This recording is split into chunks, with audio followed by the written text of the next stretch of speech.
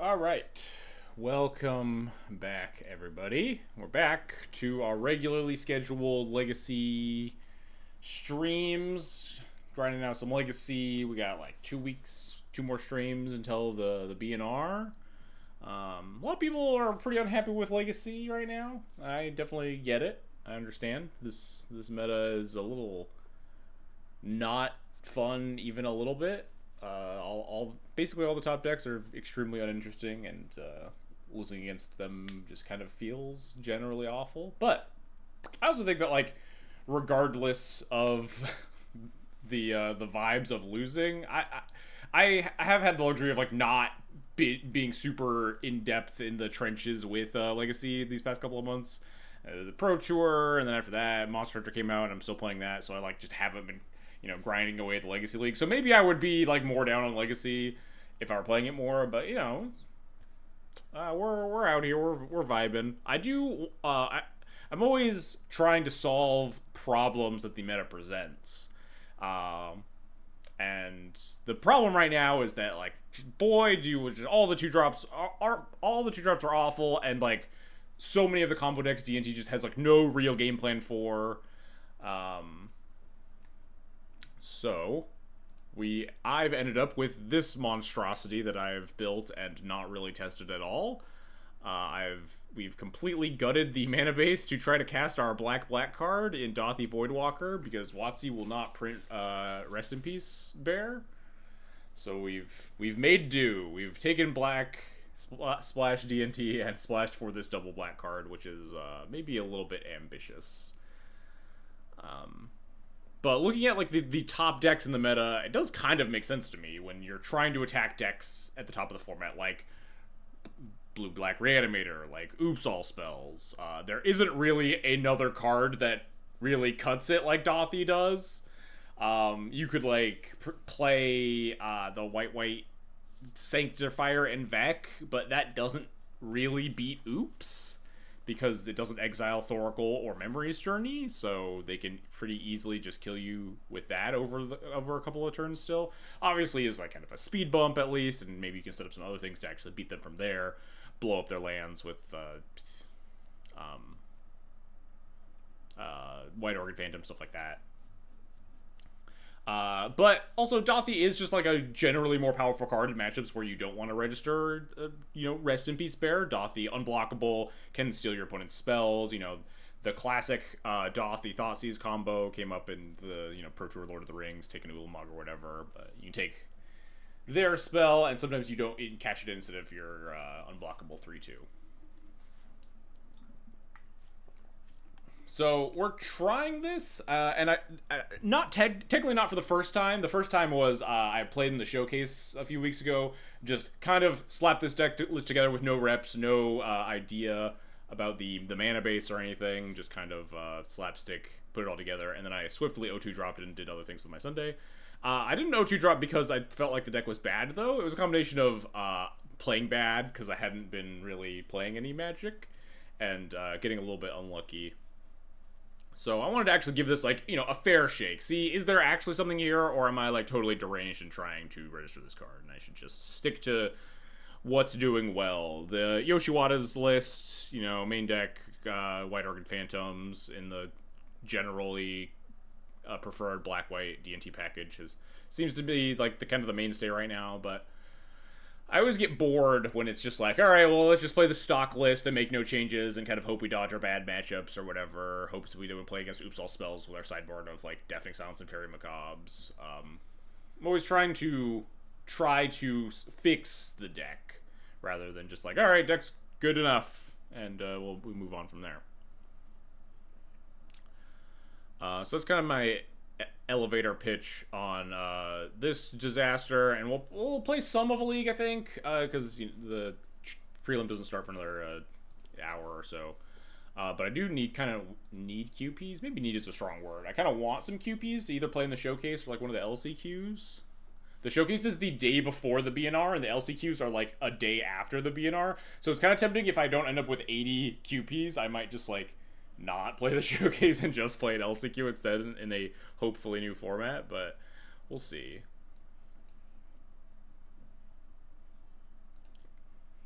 The new Ugin is fucked, right? I mean, depends on what you're talking about. In the context of Legacy, probably not. In the context of Modern, I don't know. I'm not a Modern player, but some people seem really upset about it, and I can understand that.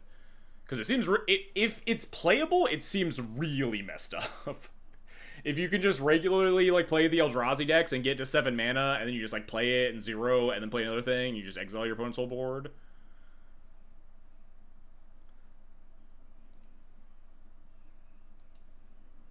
What's a good metric for me to judge this list by if I want to play it on Saturday? Well, we'll stick around and watch the stream, and if we get fucking annihilated, then it's probably not good. But if we, like, get to, like, win against Oops All Spells on the play in game 1s or whatever, like we beat Blue-Black Reanimator in game 1s more often because we're main decking Dauthi Voidwalker, then maybe we actually get somewhere.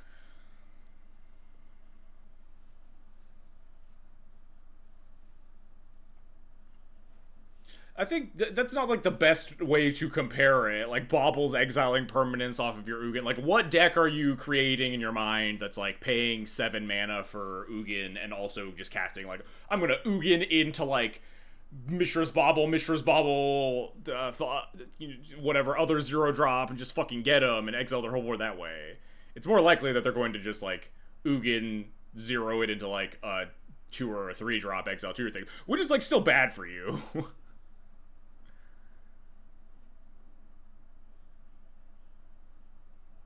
Hey, Raison Rodriguez, thanks for the sub. Appreciated. I could definitely see it played in 12 post. I don't think that, like, an additional way to, like, spend a bunch of mana in 12 post is what that deck was lacking. When, every single blue deck in Legacy is already on 4 Consigned to Memories, too. It will probably... I wouldn't be surprised to see play in 12 post. It seems like a very good card. Like, the cast trigger... It being a cast trigger is very good against, like, you know, fair Force of Will decks.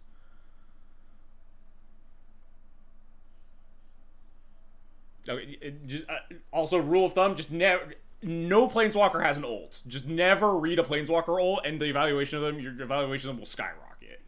The Ugin's ult does not matter at all. Yes, it wins the game. Every Planeswalker ult wins the game or whatever. If the Planeswalker's in play for, like, 3 turns or whatever, you're just gonna fucking die, even if it has no ult.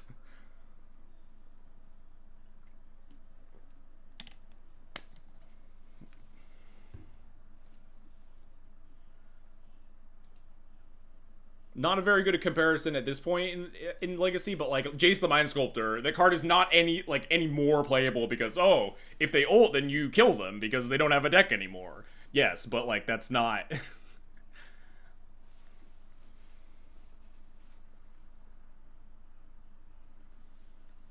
That seems fine.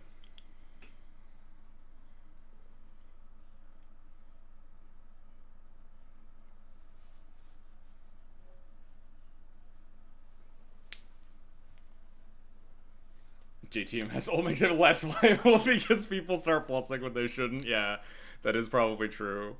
So many games are won if you just 0 it 4 times, and then you, like, plus it 3 times and lose instead because you don't have a bunch of cards in your hand. Yes, Ugin ult takes 2, but it's also, like, 9,000 mana. If your post opponent has gotten to 7 mana and then cast or resolved their 7-drop and then continued to play the game for, like, 3 turns, yes, you're going to lose.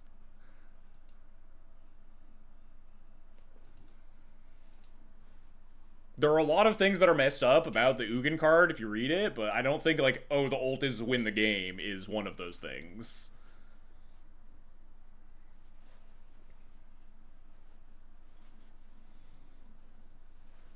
I missed the actual hard lock of JT. You're maybe the only one, Danny. I don't think a lot of people miss that.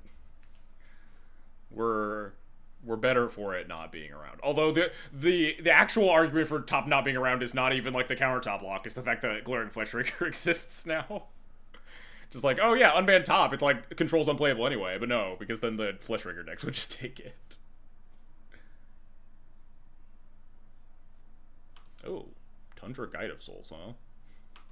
Interesting. I really don't... The Ugin is not going to break Legacy in half. It will be probably playable in 12 post. I don't know. I'm not really a 12 post player, but, like, it's not solving 12 post problems. It is probably a meaningful upgrade in 12 post against like fair matchups.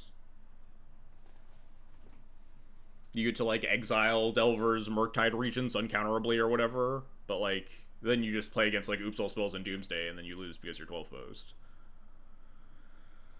What does Guide of Souls, Tundra Guide of Souls mean in terms of my mana base sequencing? So our mana base is a disaster because we're trying to cast Dauthi Voidwalker, so it's probably just like fetch Surveillant anyway. But we're likely going to want to fetch kill Guide of Souls with like a Ocelot on the stack or something. So lead with this to fetch Surveil if we want to, or like just fetch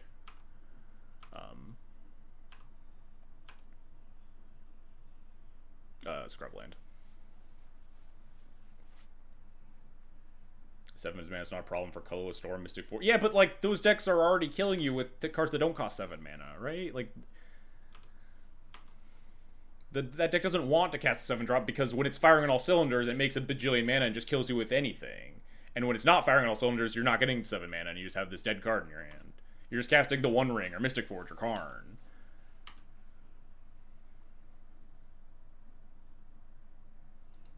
It's like Ocelot Pride. Stoneforge Mystic. Yeah, it's fine. I probably will cast a Plow here. I don't know. This deck seems like it'd have days. But I don't really care about 1 energy. If they get like Cauldron, I'd rather Plow this. Cryptico. What is happening? What is my opponent doing over there? Do I just Plow the Guide of Souls? Do I just Plow the Stoneforge anyway?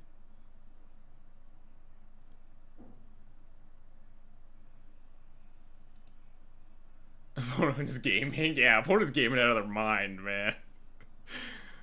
Guide of Souls, Stoneforge, Cryptico? Let's go.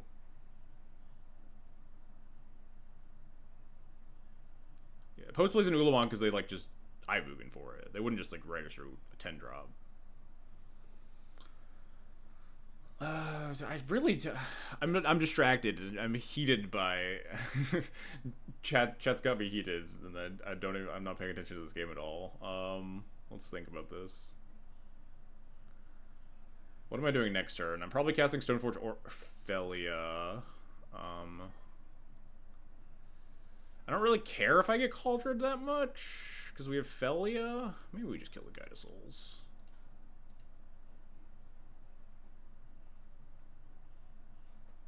Yeah, if this takes place Wasteland, we're gonna get owned when I fetch basic Swamp to cast this Dauthi Voidwalker. Post-cut Ulamog. Does it just not even have? Does it just have like Ivu and Emrakul? At least that's just the plan. Oh, and then you also just get to Ivugan for a bajillion the 4-drop guy.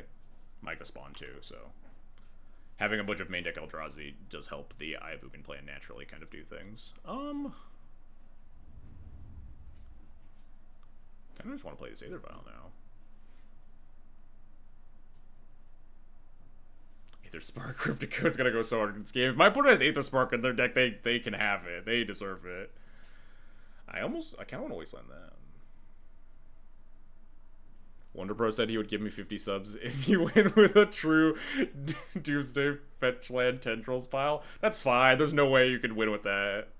That's at least like you could break the gentleman's agreement. That's already giving me a chance to win by playing like shit Doomsday pile. I kind of want to wasteland them a little bit. Maybe that's fucking psychotic.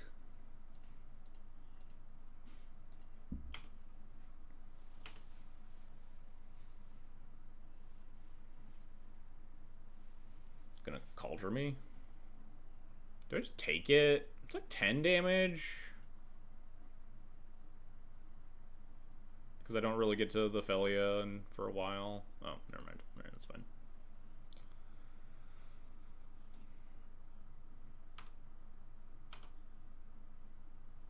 Ooh. Don't mind if I do. What is my opponent's just like playing like blue-white energy? What are the where are the blue cards?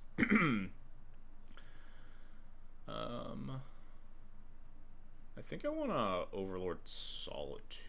Pitch the Stoneforge Mystic. Classic Dauthi Voidwalker not being a white card.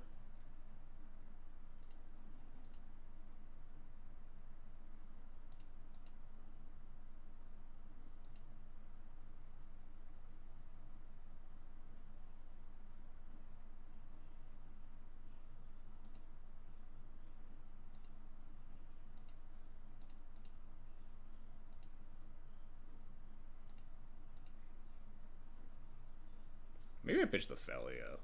What's the odds this Felia connects? Yeah.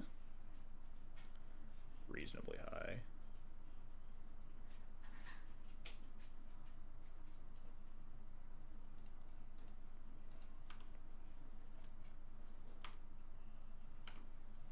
Oh man, there's a lot of good cards in there. Do I even want the Solitude back? They have Cryptic Coat, 3 unknowns versus this. Maybe just get the Stoneforge. Stoneforge is like removal, right?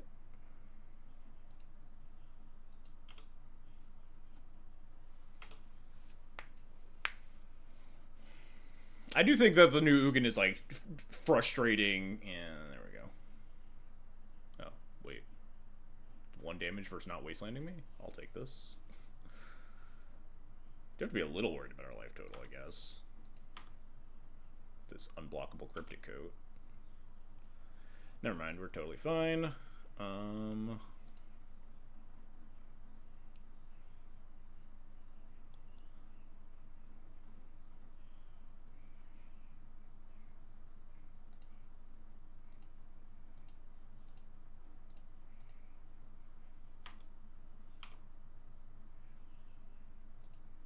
just want to get Formal Lawyer here. There's nothing scary going on.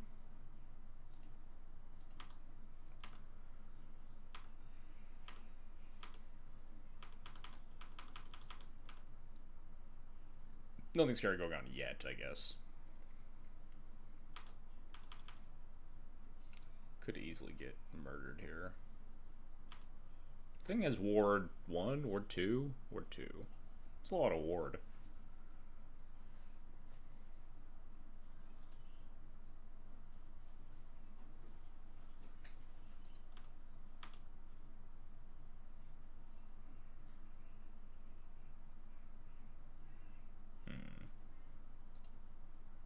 Yeah, I'll bite. They almost assuredly just have like Wasteland for Karagas plus Plow or something. I think they were going to cast it and then realized, yeah.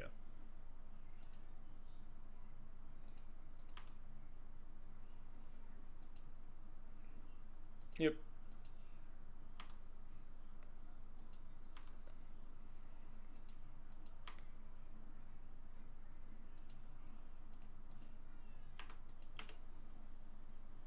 Leave the Vial on 2 here. We could take it up and then grab Recruiter of the Guard and just like Formal back Recruiter here. But we could also oh no, we're Formal back Recruiter getting maybe just actually Formal back Recruiter grab Skyclave the Coat, then they just have nothing. We have a 3/3 and a 2/2. Breaks their board, they have 2 cards in hand. Seems pretty good.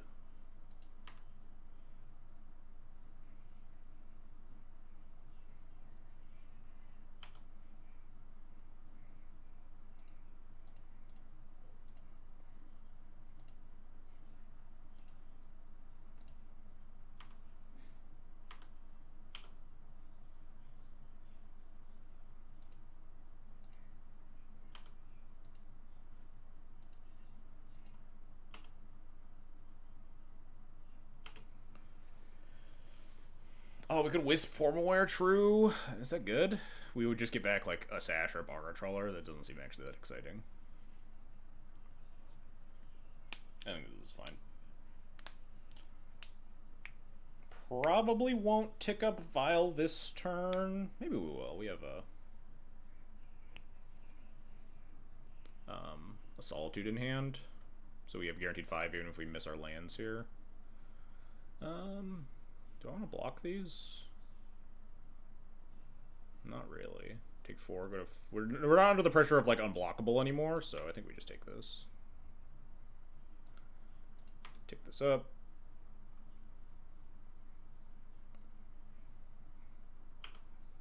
We get to move things. Oh shit! Pretty good draw. We take that. So moving things between zones is fun. I'll give you that much. Overlord just comes online next turn too. Yeah, Secret Cauldron is nice. Mill Ocelot Pride, valid.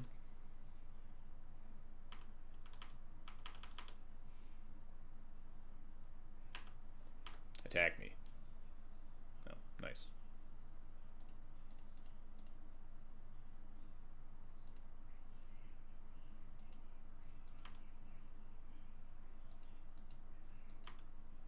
I should be able to block and then put in Cauldron blocking. Yeah, kind of fucked up that I can't do that, huh?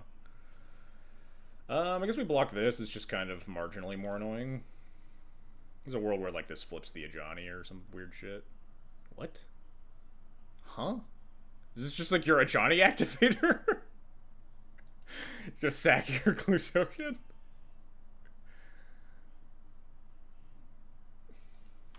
I guess.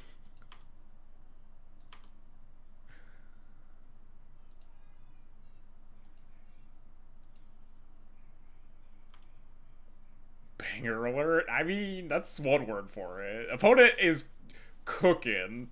I don't know what they're cooking, but...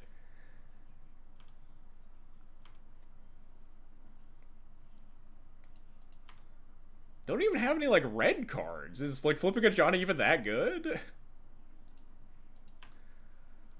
This is where we draw third land.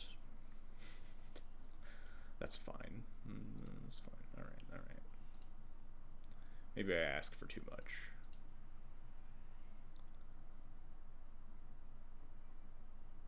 Am I supposed to solitude this Ajani right now? Play around another fucking perilous research?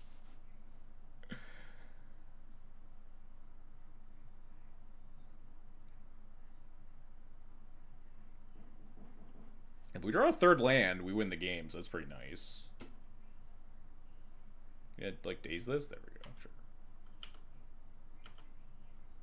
They picked up Island instead of Meticulous Archive. Kind of terrifying. No one ever plays around Perilous Research? You're right, and I won't start now. I kind of want to, like, it'd be nice to clear up these cat tokens. Oh, I guess they... No, yeah, they wanted, like, suicide the cat tokens to flip the Ajani or whatever. They need the 4th mana for JTMS.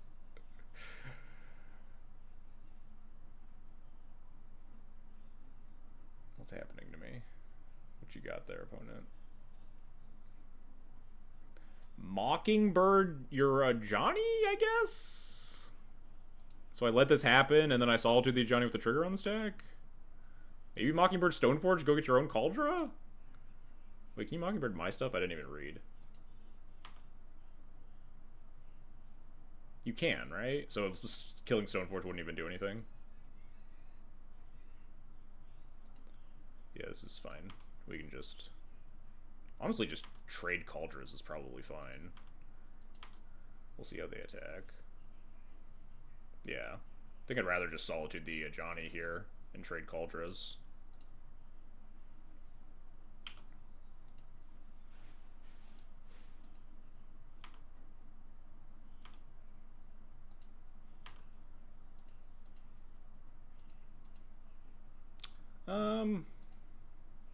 I think if I draw land for Yorion, we just instantly win the game. So I'd rather just kill this and take, like, no damage. I think we're kind of instantly winning the game anyway, but... Because we're gonna, like, attack with Overlord, get back Solitude, and put that in. Oh, we're guaranteed to land with Trawler. That is true.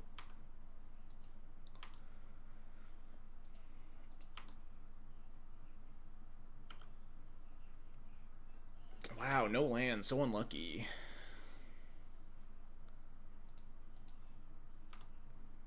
Hurts a bit, but you win the game. Yeah, I guess that's valid, huh? I suppose if we must.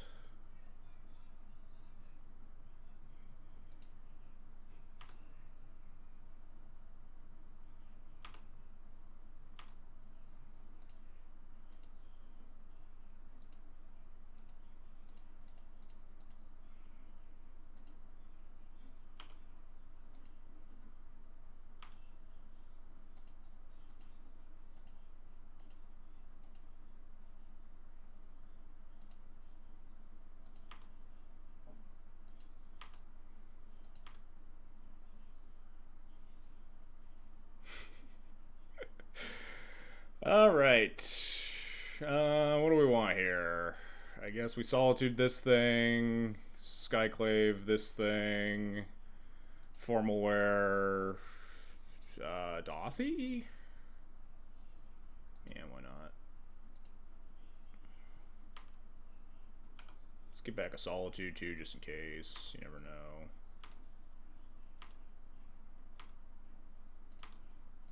Respect on my opponent for not conceding.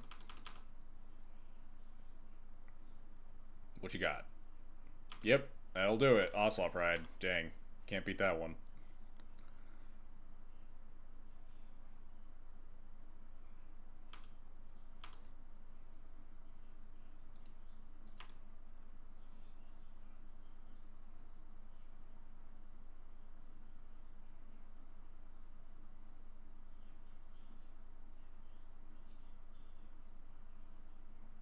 I'm turning it sideways.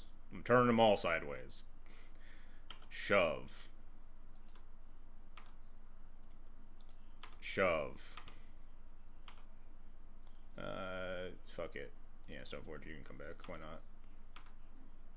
I'm not turning Dauthi sideways, correct. Dauthi is staying untapped. Vigilance Dauthi Voidwalker is a combo. You get to attack with it and cast their thing if you want it.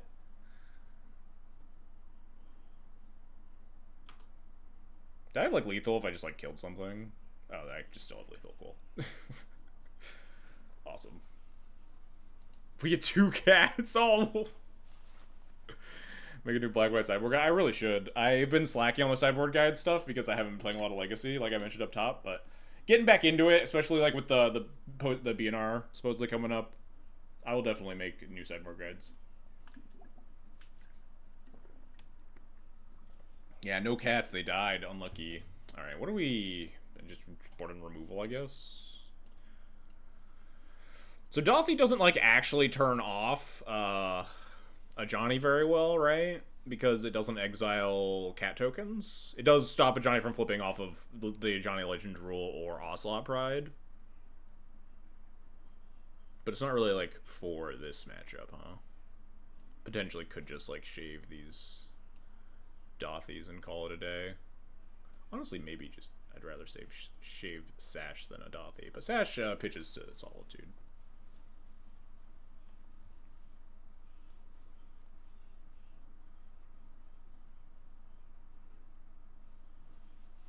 BNR Parade. I'm definitely not holding my breath. If you're not paying attention to Legacy, which I really don't feel like WotC is right now, then Legacy looks like kind of vaguely balanced. It's just balanced amongst a bunch of unfun garbage. It's like no one wants to play against any of the top decks right now. So, and like also I don't know that generally speaking Legacy doesn't, or Mossy doesn't like making broad sweeping changes to Legacy, and I do think that there are like a large number of vaguely problematic cards. And just like, okay, we ban one of a list of 5, and the format doesn't really get better. Maybe we'll see a Oko Arcanist Astrolabe ban, like the days of yore. Would be nice, but I'm not holding my breath.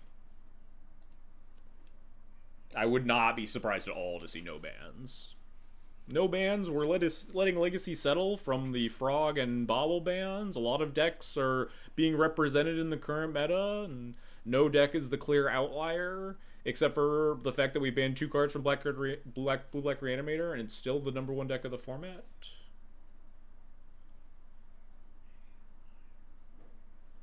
That's approximately what I'm expecting. And it doesn't have any removal. Not having removal is definitely a little bit scary versus this shape of deck, I imagine. At least they have a little bit slower start. Turn 1 Ocelot Pride would have been a little scary. If Astrolabe was legal in Texas, would I play it now? You probably would, right? Just like a Felia card helps you. I would definitely play it in like this list where you're trying to play this double black card.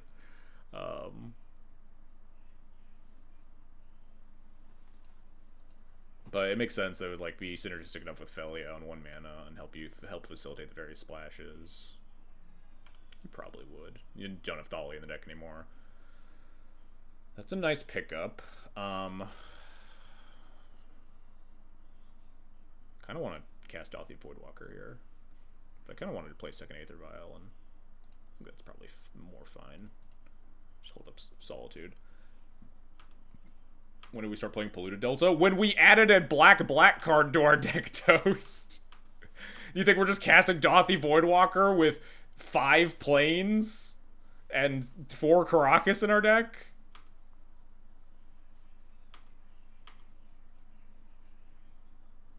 Well, I guess I'm...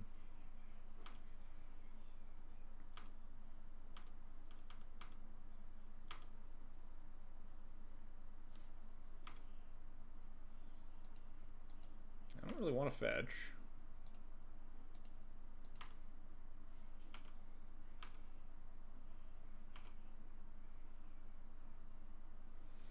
More Dauthi Voidwalkers. Alright, I think I cast 1.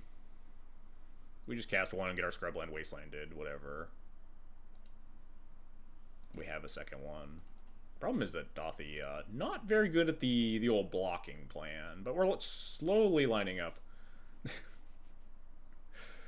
So this doesn't stop. They're going to sack their cat token, and I can't stop that, right? But I can... If a card, and this is not a card, so they will flip the Ajani, theoretically, so I can't stop. No, like, I can Violent the Dauthi, but it won't stop it from flipping off of the cat token. But I can let them sack it and then just Solitude the Ajani in response. But I can also put in this other Dauthi because it's kind of free, too. Maybe I want to cast their Perilous Research later. Who knows?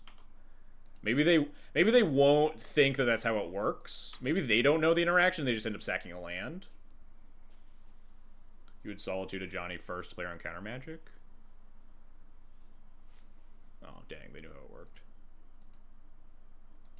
I don't even know if I care that much about this Ajani without red cards in their deck. Yeah, that's probably fine. We can still just, like, beat this Ajani, like, 0s, 1s, and then we can... I guess it... Well, I guess now also we have 2 Dauthis to just attack it.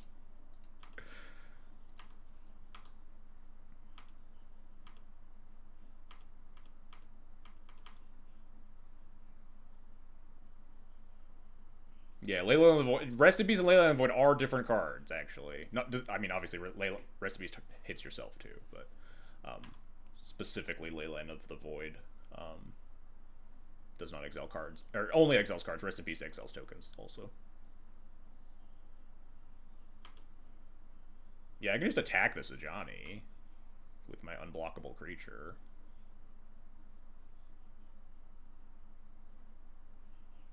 Oh, that's kind of obnoxious, I'm not gonna lie to you.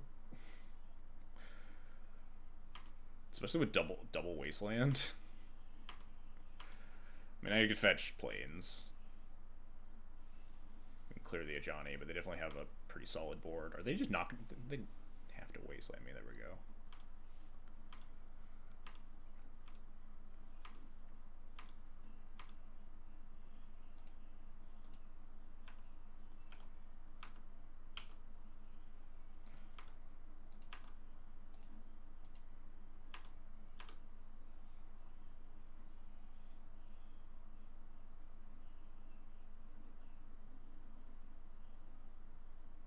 Oh wait, yeah, they could have done. Wait, the draw cards play. What they could have done that? Were they trying to like bait me into casting a removal spell? I don't know what that was all about. Let's see if I can take their last card, huh? Well, oh, that could be my card. notably. I could also just plow the Containment Priest, which is probably what's going to happen. I'm probably just going to cash in this Dauthi to kill the Containment Priest. What are you jumping here?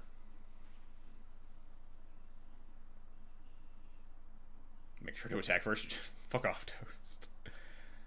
Probably leave both... Oh, wait, hang on. Alright, they're jumping their own Guide of Souls here, so that's fine. Upkeep, Plow, the Containment Priest, Violin, Recruiter...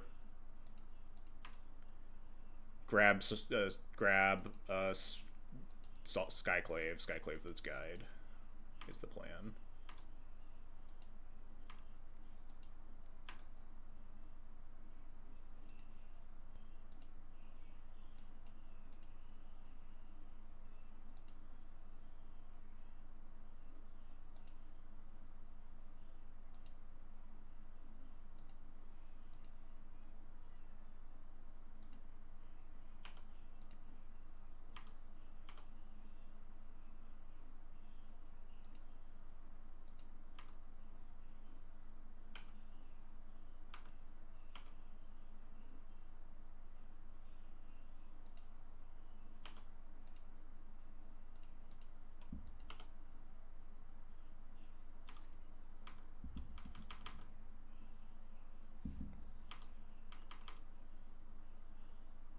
Am I supposed to block this? I kind of have to, huh? Problem is, my Yoran gets so much worse. I could just plow it? I think I'll just take 2, actually, for now. Just literally draw a land, and we're fine. Draw land, win the game.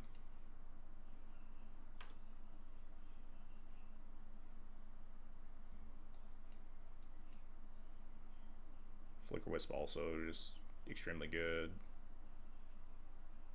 Solitude. Even just like Stoneforge, we just fetch basic planes. Backstreet. Toast. Don't you want a deck to copy? Oh shit, that probably wins the game, huh? And now we can block.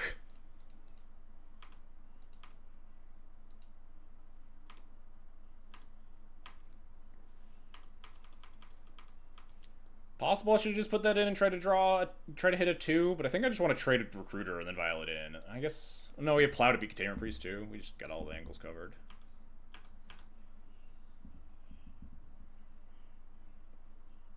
Stoneforge? Sure.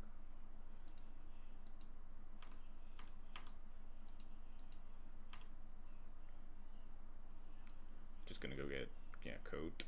Coat is a tiny bit scary, I guess. Attack me? Yep. Could trade off the Skyclave now, so we could Skyclave the Stoneforge. We can just plow the Stoneforge here. I always just recruit for anything we want.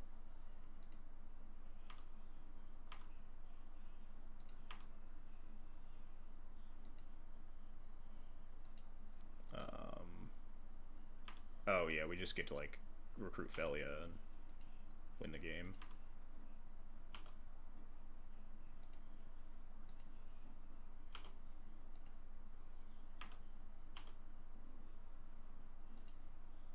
I guess they do have one card. No, they have one card in hand and it's Cryptic Coat.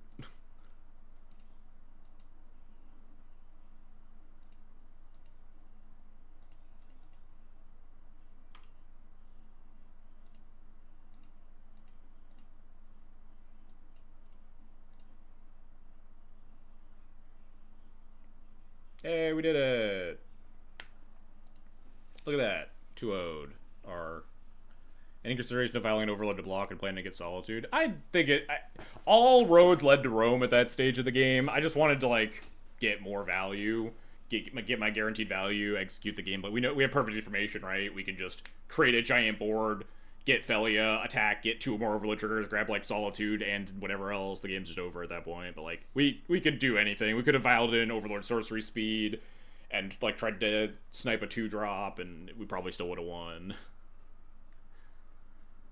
If we can beat Blue-White Stoneblade, what can't we beat exactly?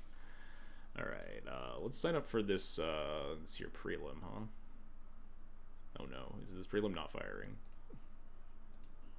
Come on, it's like the week before. We have a legacy RCQ on Friday, right?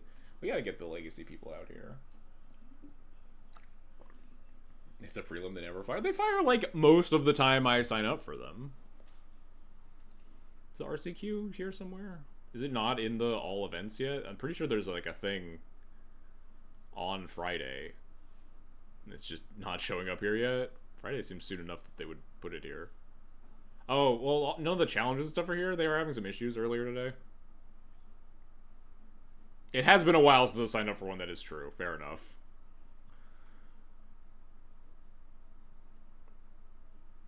I just like the recruiter line. There's a chance that we hit nothing on the Overlord, and then we just get like getting the recruiter back guaranteed is nice because it lets us line up exactly what we want, which is grab a Felia or grab a different 3-drop and then plan to untap, attack with the Overlord, grab Solitude, and then violin the 3-drop that we grabbed off the recruiter. Do stuff like that.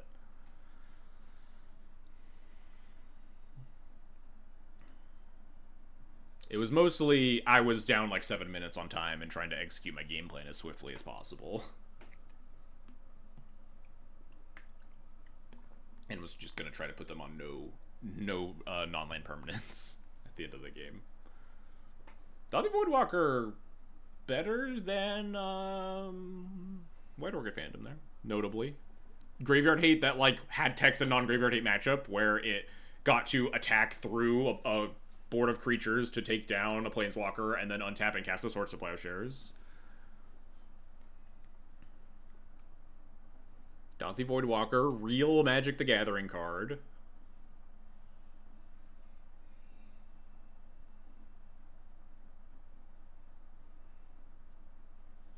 But yeah, I've overhauled this mana base to like try to cast Dauthi pretty significantly. I don't swear by this at all. I didn't do a bunch of number crunching to make sure I had like the optimal stuff, but I'm bad at building mana bases that way. It's mostly vibes and googling the Frank Karsten mana land mana sources to cast your spells article from like 2021, 2022. The updated one where he adjusted for Yorion. He put out a one before Ikoria, I believe. But he released a different one later that also gave you the spreadsheet for 80. If I brought Monoway to FNM, how badly would I get smoked aside from me just being bad legacy? It's probably like fine. It's an FNM. You just could play whatever, have fun, shoot the shit with people, not go in for like super high competitive cutthroat, trying to attack the MTGO meta. People are probably showing up with their like 3-year-old legacy decks. You can show up with Mono ID and do fine.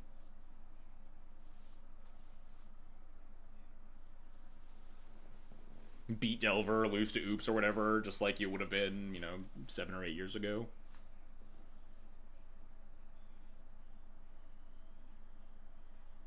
I don't think I want to start another match, but we definitely can't finish in 17 minutes, but it also really feels like this prelim's not gonna fire, huh?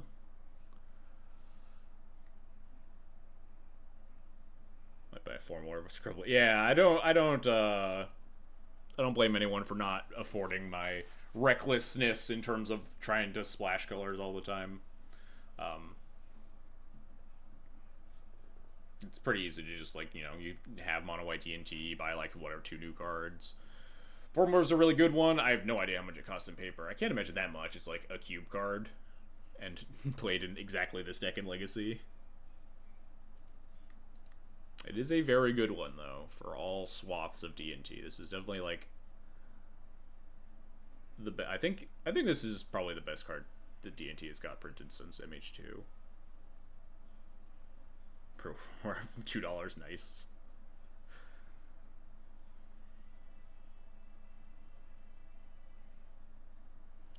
I think I could fairly confidently say Overlord was better for D&T than Felia Overlord was.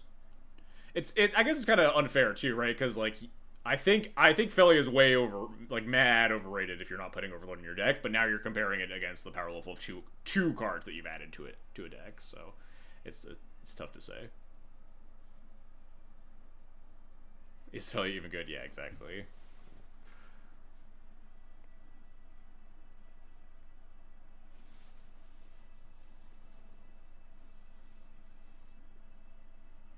Formal War is so good. It is like one of my favorite cards. It just like does so much. It's so crazy when you get to the cool Formal War shit. Formal War back your Flicker Wisp, flicker Formal Wear, get back the recruit another Flicker Wisp, flicker the Formal Wear, put your in your hand, flicker your entire board. It's like, oh man, it's rare, well designed card. Yeah, I mean, I think this card is like a little bit egregious, but it's egregious in ways that aren't really exploitable anywhere because it's not legal in any of the less powerful formats, and what it's doing is inherently underpowered in the powerful formats, right? Like, this card is like massively above rate and like exploitable with, you know, cards that flicker, like Felia, like Flicker Wisp, but like no one's doing that. Because it's like just inherently a not very strong game plan in Legacy as opposed to other stuff that you could be doing.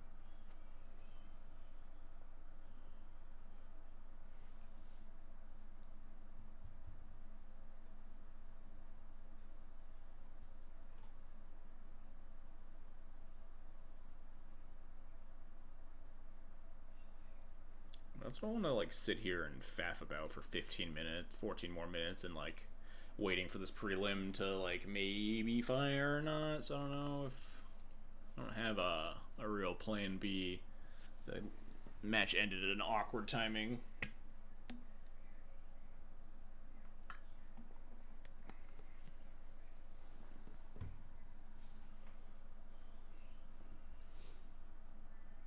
As soon as someone in chat tells me that the prelim's not going to fire and that I should just queue up my second match, it's 100% guaranteed to fire as soon as I hit the button.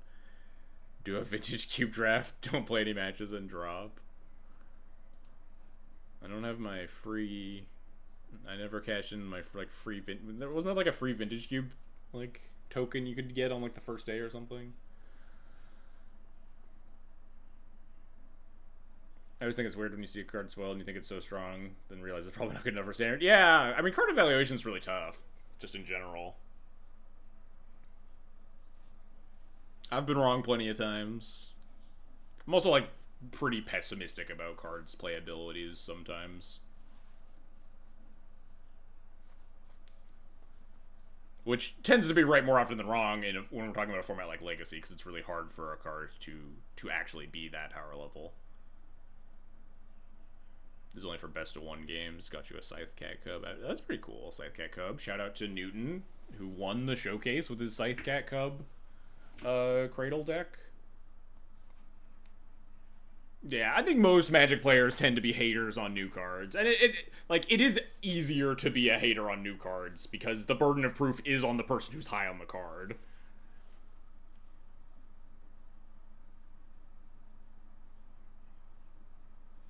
Shout out to Mercurial Spelldancer, something largely lauded as the next Dreadhorde Arcanist. Some people were really high on that one.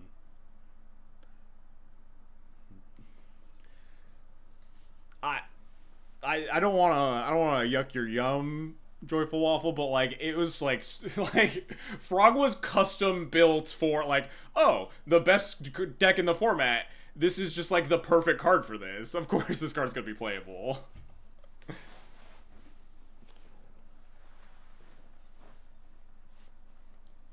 Stock up to get banned and restricted. I think it's probably well on its way to get restricted much earlier than it's gonna get banned. But I'm no vintage connoisseur. But like it's not like making a ton of waves in Legacy right now. Remember when people thought 1-mana mental misstep? Oh, minor misstep? Oh, people were really high on that one. Minor misstep's a good shout for like wildly overrated cards.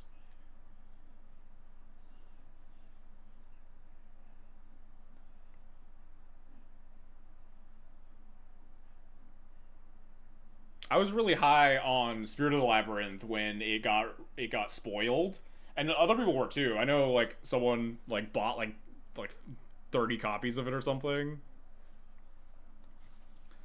I bought 4 foils when it came out, and I fucking got paid off 6 years later when it became 4 of and all the D&D decks. But wow, was that card not playable when it got released.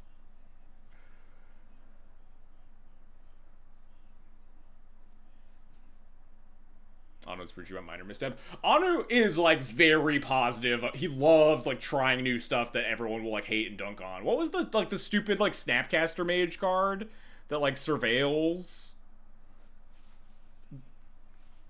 It's like Surveil 2 and then Snapcaster Mage as an instant, something like that. But like you could like alt cast Force of Will, I think.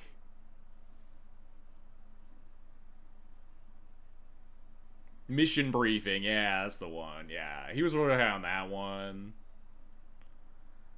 And there are cards that get playable, then get power crept, like the Fairy the Druid. Oh man, I liked that one. That was like a pretty solid legacy card design. And then they just printed Orcish Bowmaster, and then not only obsoleted its job, but also just fucking hunted it into the ground because it was an X1 in the new Orcish Bowmaster format. Extremely funny. Very sad, too. Because it was a world champ card, right?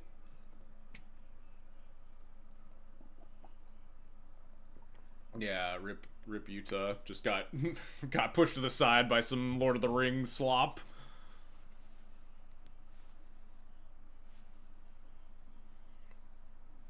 That is true, yeah. It's seen play in standard. That's totally valid. Yeah, it's playable. It's played in like the blue black decks, right? I guess those are like not super popular anymore right now. It's mostly like the mice, pixie, domain trifecta. Fair enough. But like it was seeing play for a while in standard for a reasonable amount of time.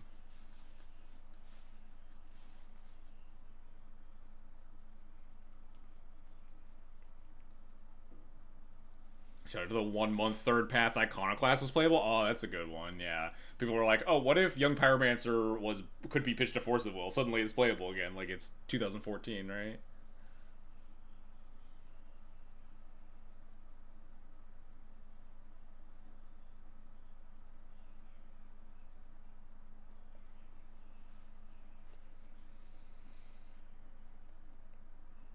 What if Young Pyromancer was pyroblastable? Yeah, that's honestly probably the more relevant line of text on that card.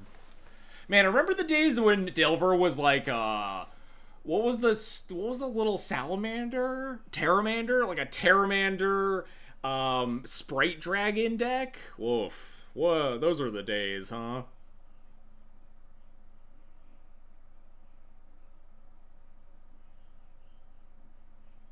People were unironically casting like Monastery Swift Spear in their Delver deck sometimes. Holy.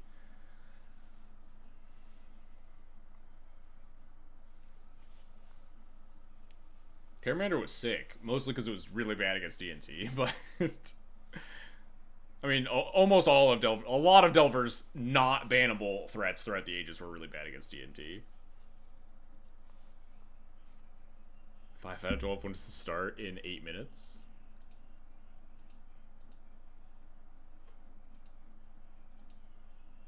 Hang on, let me go post in the Discord that we need to fire this.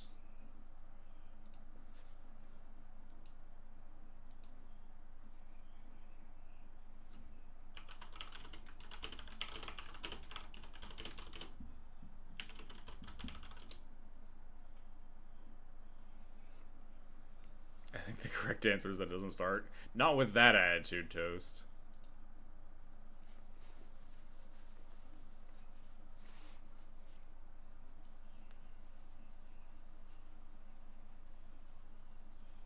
Oh yeah, it does trigger off of, yeah, Third Path Conquest did trigger off of Mishra's Bauble or whatever.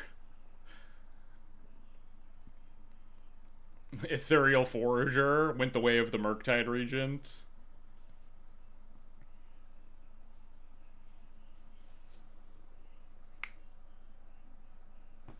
Mangork redeems talk trash about Luminarch Aspirant. Alright, hang on. I gotta cook up some little new, because Luminarch Aspirant is like so, yeah, speaking of cards people thought would be good, it always makes me laugh thinking about the tweet that was like, look at how good this Luminarch aspirant is against Hogak, and it was just a screenshot of like a 8-8 Luminarch aspirant against Hogak, like holding down the fort, and there was just also a rest in peace sitting in play.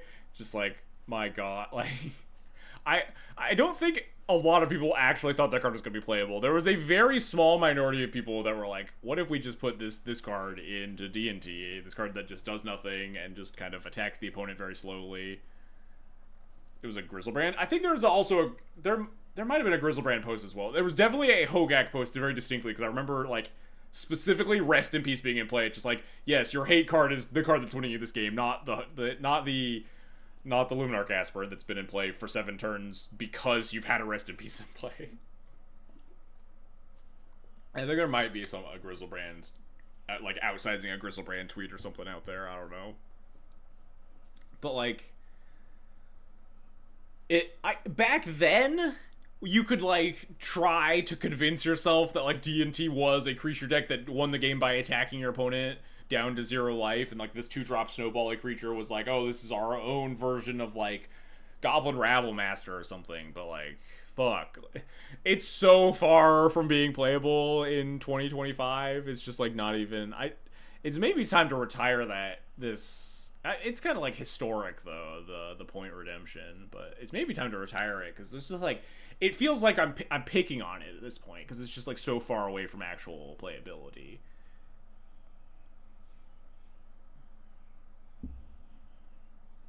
But just like D&T has evolved to such the point that like you're never registering Luminarch Aspirant. I almost top-8 an event. It had to be a couple of years ago, I think, with Red White D&T. It was 81 cards, and I just put in exactly 1 copy of Luminarch Aspirant as the 81st card and just fucking sent it. It's almost top-8'd. I lost to one of the Killabee's nonsense piles in my winning in. It was very tragic. But it probably got published as like a top 16. We'd probably find it.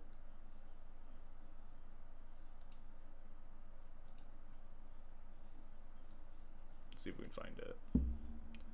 Ketchermos won or got second in our Legacy Challenge. Yeah, it's like the same list that I've been seeing around. I forget the person's name. I shouted them out when I played their list, and then like heavily edited cards, and then decided the list was bad, which is maybe not the best way to go about that, but whatever.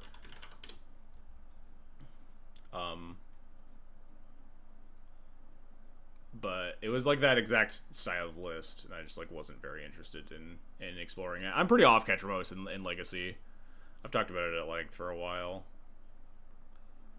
It'd have been like 2022, 2023 maybe.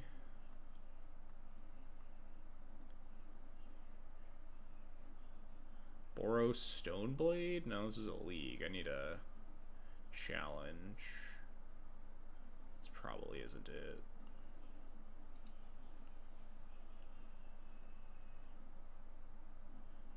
Yeah, it's just mono white stuff. Wait, no, I saw Collector Roof in that sideboard.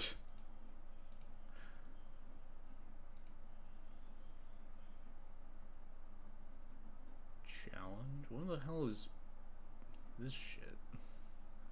Where am I? I think it was pre-initiative. Maybe it was 2022. Maybe I'm going insane. Legacy Challenge 11th place. This might actually be it. Aha!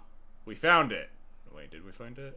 1 Luminarch Aspirant, 96 cards.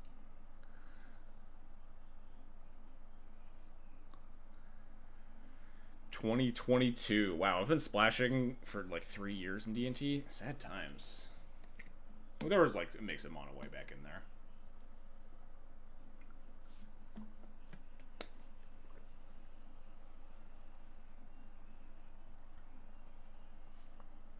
What the fuck is a Hammer Mage? It's the Meltdown spell shaper.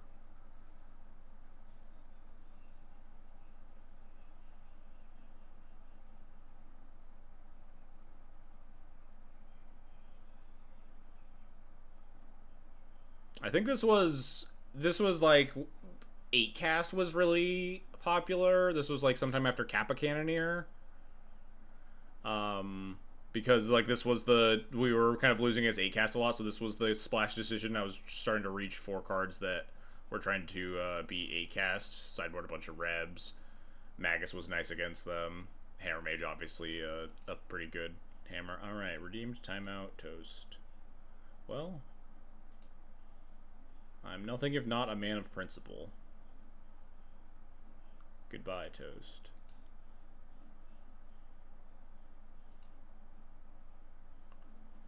Everyone freaking out about Kappa Cannoneer. Yeah, the card was really messed up. I think you could see right after this, I was like playing Bomberman with Kappa Cannoneer. This has been super not firing, huh? Well, 9 people.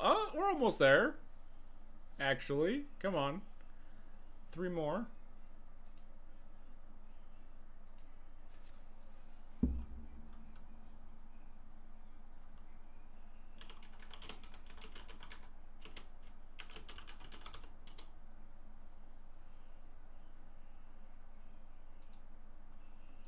Where'd my thing go?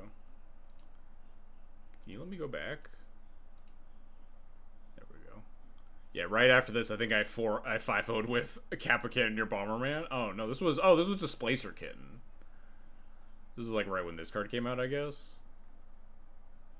Man, this deck sucked. Was this one Kappa Cannoneer? Yeah, here's Kappa Cannoneer Bomberman.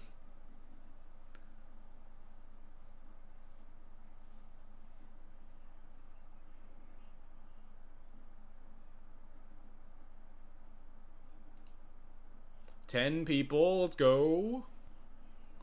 Simpler times, oh yeah. No, little did we know what was on the horizon. Initiative. What is Blue Black? Is this actually Garuda? This was just like, just memeing with when Mycosynth Gardens got printed and we just memed. I do not remember 5-0ing a league with this deck. Straight up don't remember this at all. This was a charity. I think I streamed a challenge at the start of charity. This was like a charity event, right? I was raising money after the earthquake in Turkey. And this was one of the things that I did, was I streamed a challenge.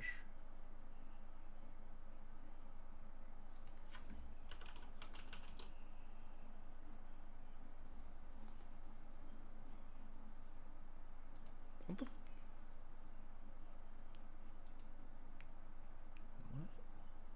Oh, I guess this is 5-color Zenith, huh? I was like, there's no way I ever would have registered 5-color Zenith.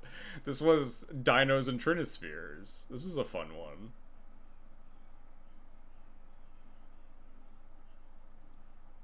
I wonder if I could bring this deck back.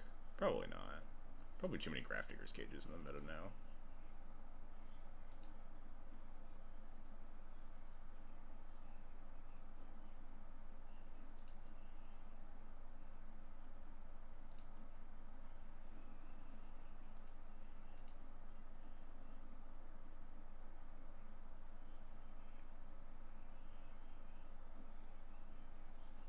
This was Mono Red when it was awful. Was Mono Red good back here? 2023? What was happening? Legion War Boss? Oh, we were cooking. Oh, this was post... This was post White Plume. This was pre... Lord of the Rings Legacy then? Post ban, post White Plume plus EI ban. Pre-LOTR Legacy, right? Yeah, because right after that... Well, not right after that. But here's where I started playing Orcish Bowmaster.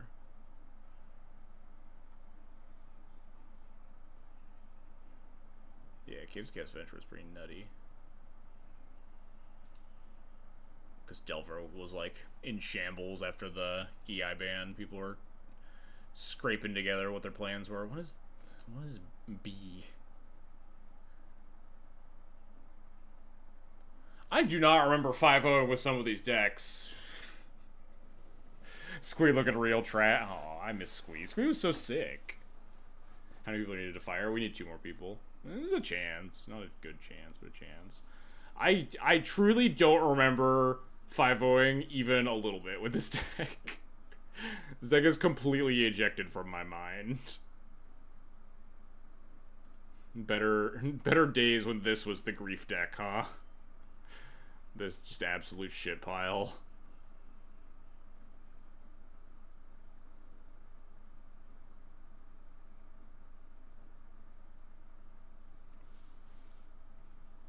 We didn't know how good we had it, yeah. Rough. I do remember this. I was prepping for Powerless Vintage Eternal Weekend and 5-0'd with Moonstompy.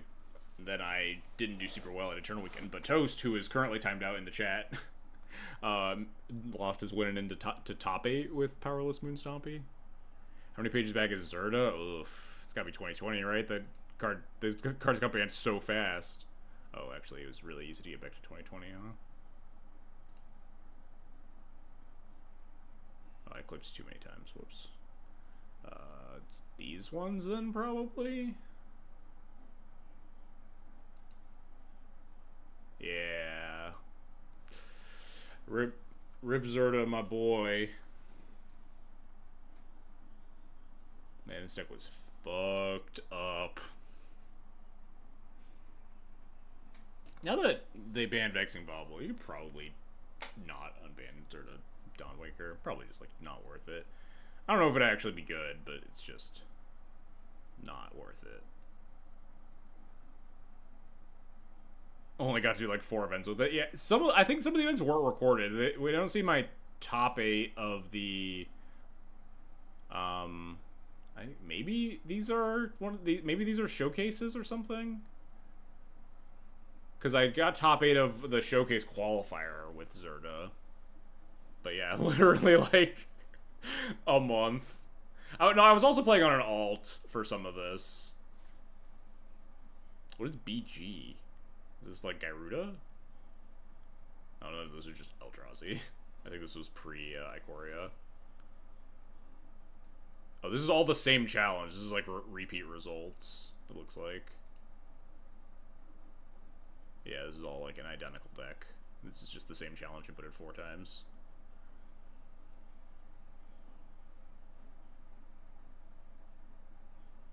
Then after we were done with Companion Hell, there was my brief stint with Goblins during, when we came back into the Snowco meta. Because Snowco was awful. And then this is probably... When did Skyclave show up? It's around here somewhere. I won a Legacy Challenge with it. I remember that. To show people up that were doubting me. I think, was it literally like right here? I don't think it went to the top 32 with Yorion. No. Alright, yeah, it was literally right there then. I did top 8 a challenge right before that. A month before that, but yeah. Good times. This is the dawn of Yorion D&T. We were main decking 3-Path Exiles. I loved this mana base. This mana base was so nice. God, I miss this. Remember watching your first match of Skyger? I tried to hit a pack rat token. I don't remember that at all. Wow, that's a crazy memory. That sounds, especially on Moto, that sounds like something I would do. Because, like, they look like the cards. It's got a CMC and everything. 20 planes, it was beautiful.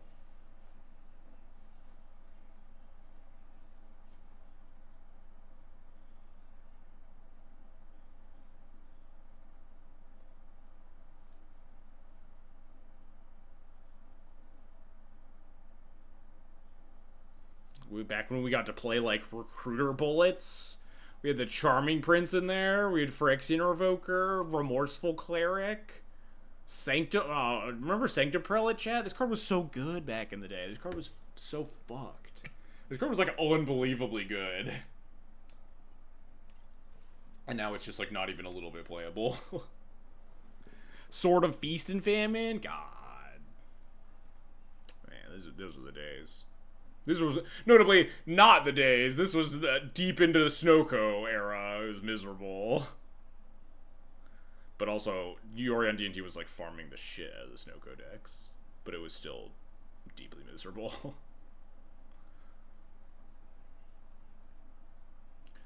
Alright, I don't think this thing's firing, huh? It's been 9 minutes. We're sitting at 10 people. As soon as I hit fucking play on this league, 2 people are gonna walk in.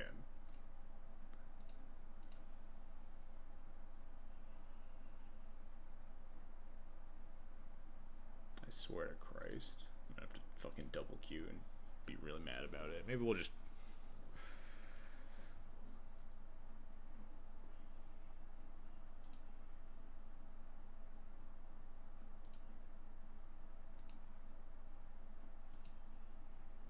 booting up MTG with both of my accounts. It's over. Ooh, Yorion Mirror? Oh, the perfect double queuing match? I'm sure this will be fine.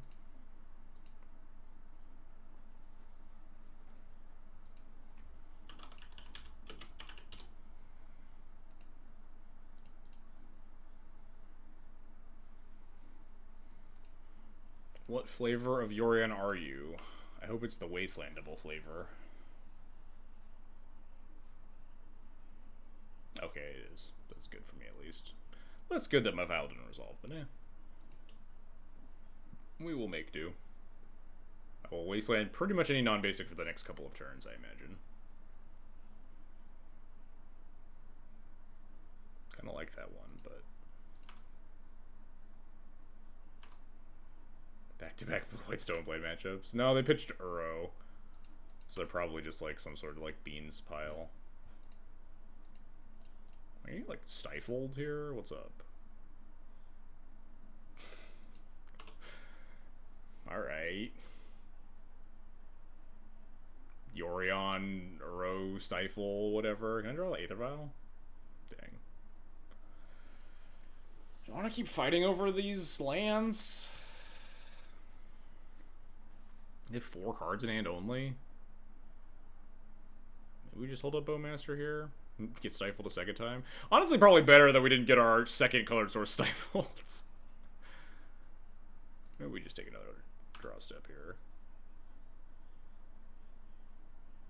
Probably actually Wasteland this right now.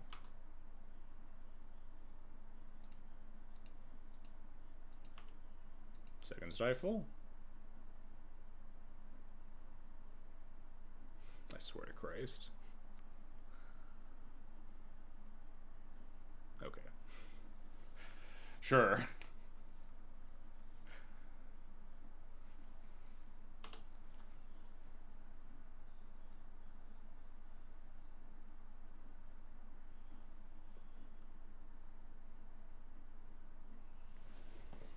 Alright, this is all well and good.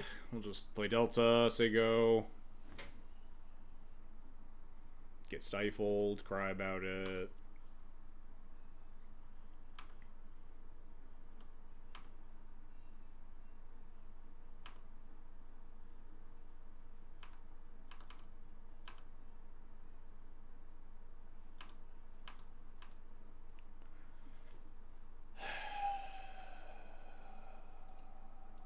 Kind of just like don't even want to cast anything here or fetch.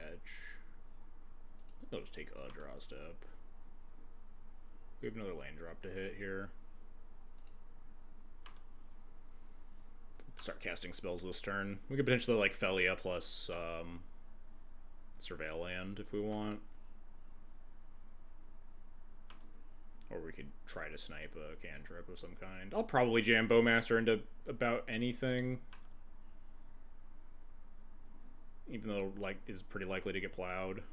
Top-dip card. I think I'd probably need to stop fighting this Wasteland fight. I'll probably run out the Felia if they don't do anything, because my Felia doesn't really do stuff for me right now. I guess we're fetching basic Swamp, huh? Good thing I did. I was thinking about like, oh, we could probably fetch this a Scrubland at some point here. But I guess not, huh? Time to get obliterated by Stifle number 2 here.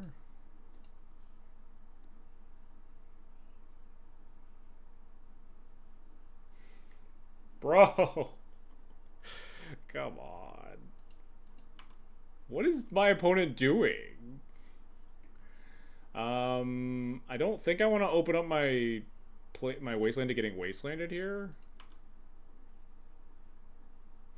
Great. Come on, cast like a fucking Phyrexian Dreadnought or whatever in your Yorion Stifle deck. Classic keep 5-lander.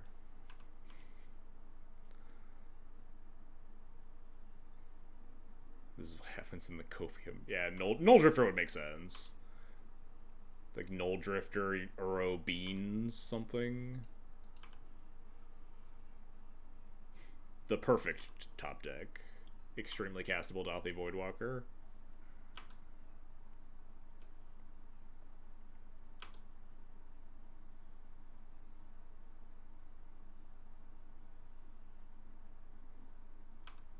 It's just Elegant Parlor. This is just like Leyline Binding, maybe.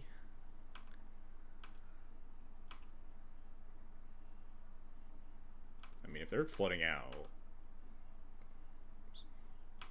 Screw beats flood, right? That's how that works. Land. Thank God. I'm ready to get stifled again.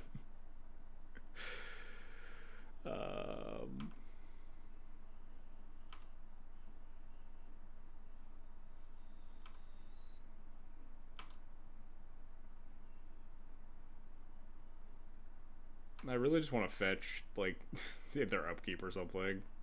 Yeah, this is feeling like Leyline Binding, huh?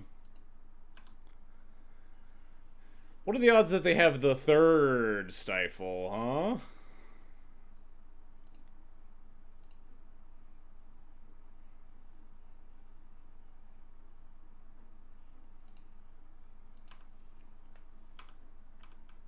What in the uncastable card is going on? Well, we only have 2 of those.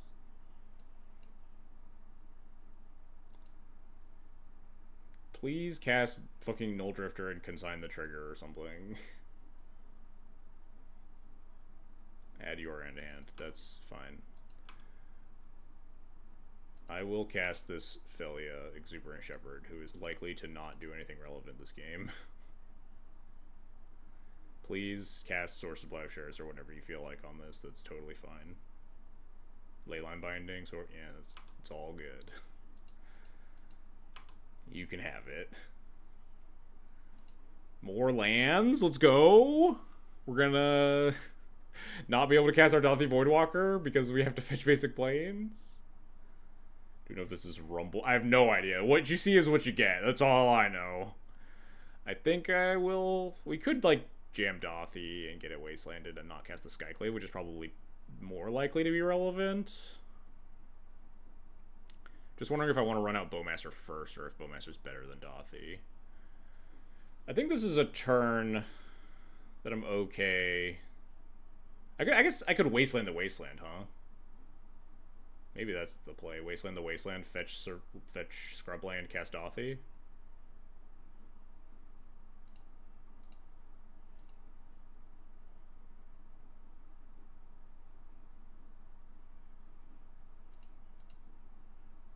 Guess I was supposed to not do it in that order if this was the plan, but it doesn't particularly matter.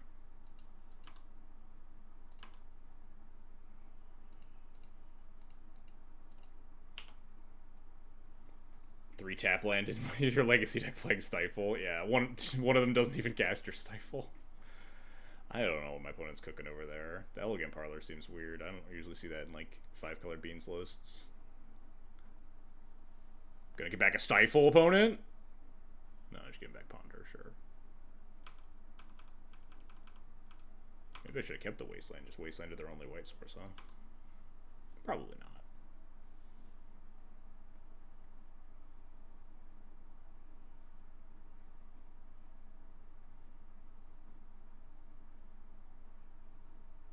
Cast Uro. Dang.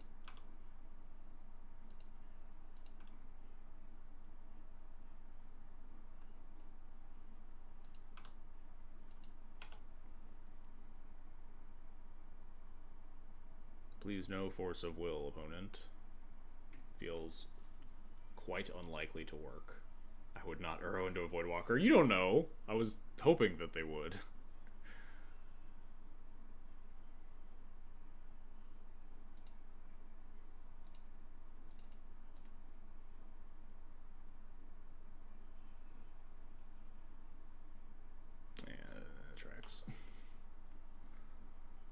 Pitch the Yorion. That's seems pretty good for me at least. And probably F6 pretty safely here, huh? I guess not actually. I guess we're just dead, huh? Don't really know what my opponent's cooking over there, but seems like we're probably fucking dying, huh? I think they'll be fine. They definitely don't have any more removal spells in their whole hand.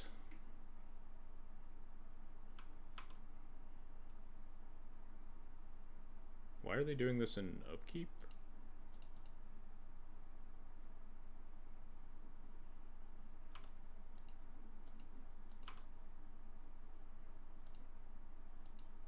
Yeah, shocker.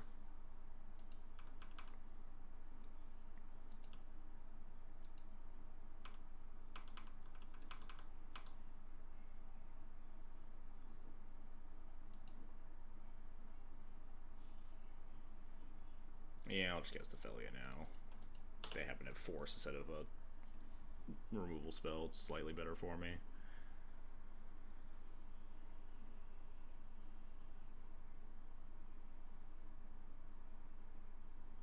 Null Drifter? Null Drifter draw 4? What is happening? Flage. That seems pretty bad for my Ophelia that I just cast. Alright, yeah, I've had enough of this game, huh? Really don't know what's going on over there. They did show us 2 basics, but White Orchid Phantom might still be pretty reasonable. I think I want most of the cards, besides maybe Phantom Blade, just that are in my deck, though, is the thing. Oh, of course. The Prelim fires. Oh, we're against Vaulted Form, so we're just gonna fucking die. That's fine. And he won the die roll. Do I just keep this and bank? I don't even know what the most recent faulted form list is. Keep this and bank on, like, Swords Solitude. It doesn't, like, break up the combo anymore, ever, though, is the thing. We have Lion Sash. Our deck has Thoughtseize and Dauthi Voidwalker. We should bowl again.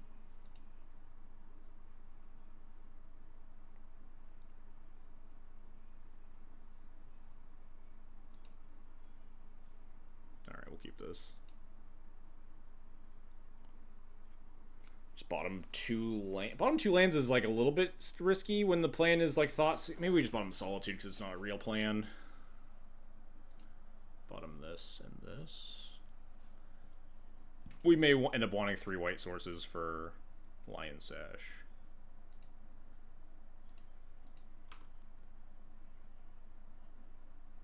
Oh, he's on Depths! That's probably fine. This hand's still good against Depths. But also that means we can win!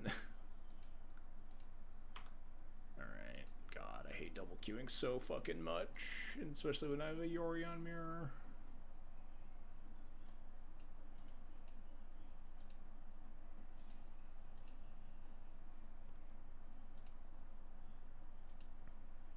We all knew it would fire as soon as I hit submit.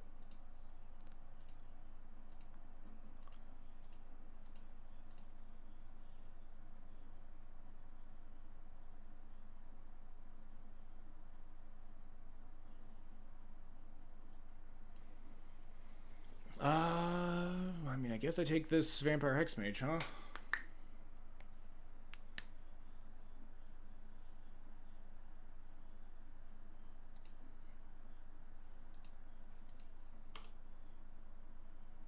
Okay, I'm a Solitude back.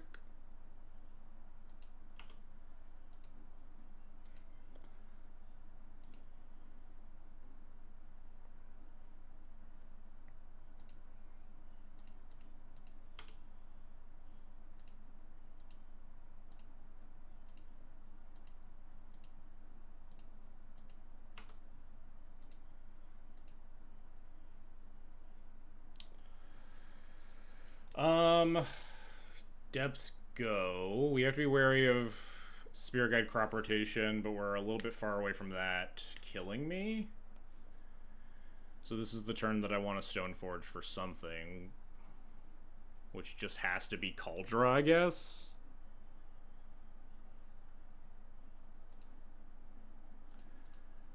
Our Phantom Blade does not interact favorably with the Indestructible card.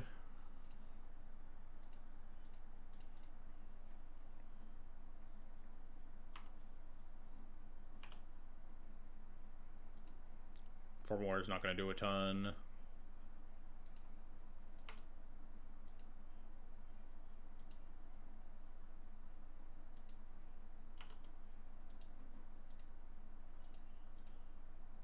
Oh, prismatic ending, rude. I just want to run this out a little bit.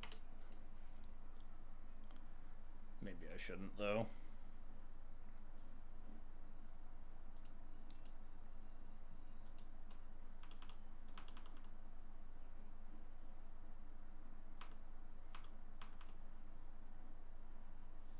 And then he just gets to brainstorm here. They just get to brainstorm here. Yeah, I think I should have run out of my Bowmaster. As a huge bog believer, I wasn't happy hearing how it's much worse until I thought the Dauthies. Yes, the bogs are not the reason the mana base is worse. The bogs are trying to help facilitate the mana base. Alright. So ESG Crop Rot for stage does not beat Caracas this turn at least. Right?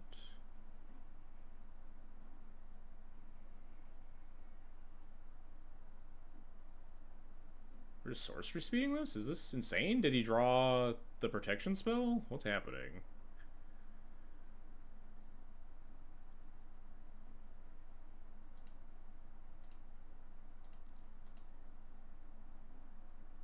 Oh, alright. I guess he didn't draw the protection spell.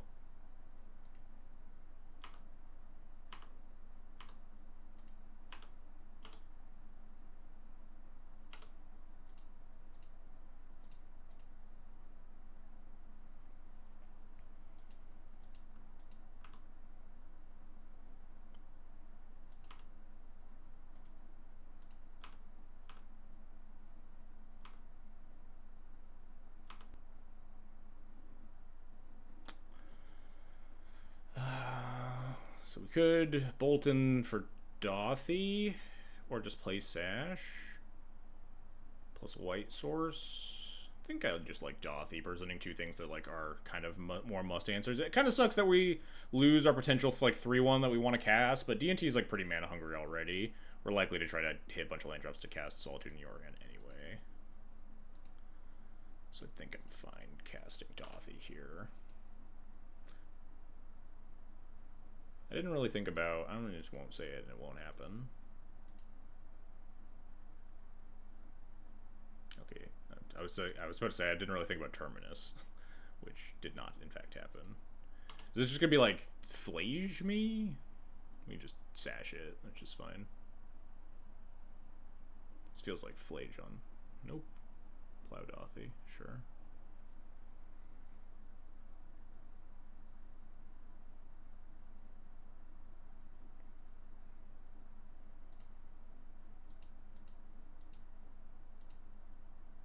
Do I attack into this? I feel like, I don't know, like getting like Containment Priest vibes or something. Feels like I just need to attack into this. God damn it. Okay, no, this is dual shot. Sure, alright, yeah. I guess it's much better for me that that happened now. That rather than me cast my Lion Sash and get my Lion Sash dual shotted.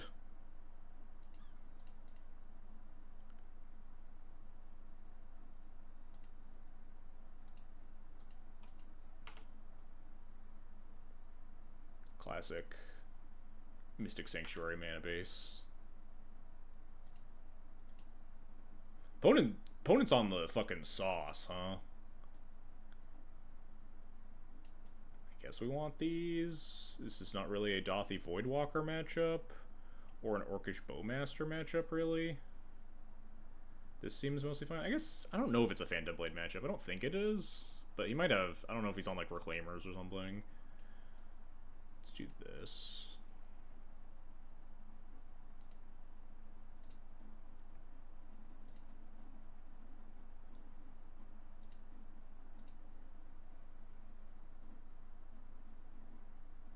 Milled consigned to memory, added Yorion to hand, said go. Alright, sure.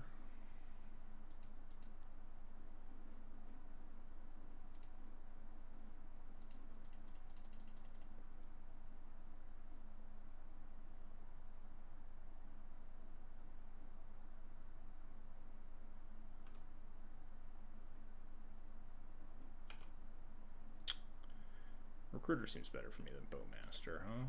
Represents more things.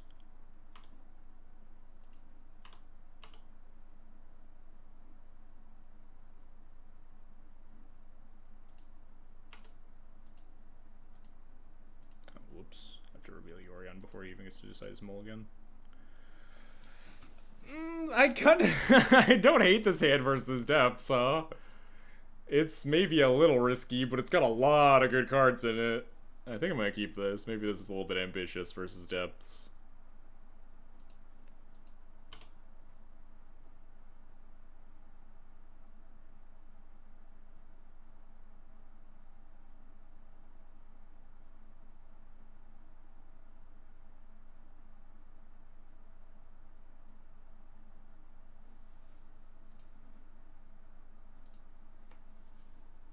Wastelands my Caracas. Sure.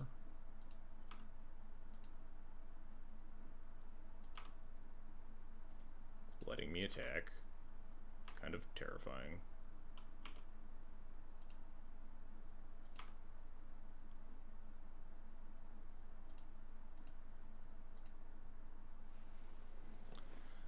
I think I'm gonna hold up an activation and just deal 8 and hold up Bowmaster here.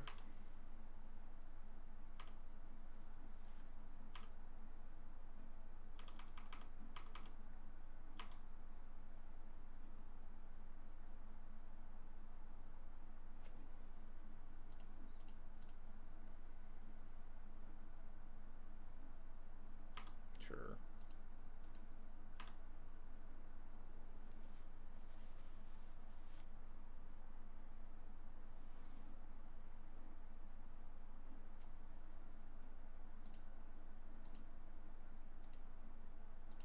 Not really the draw I wanted to see, but alright.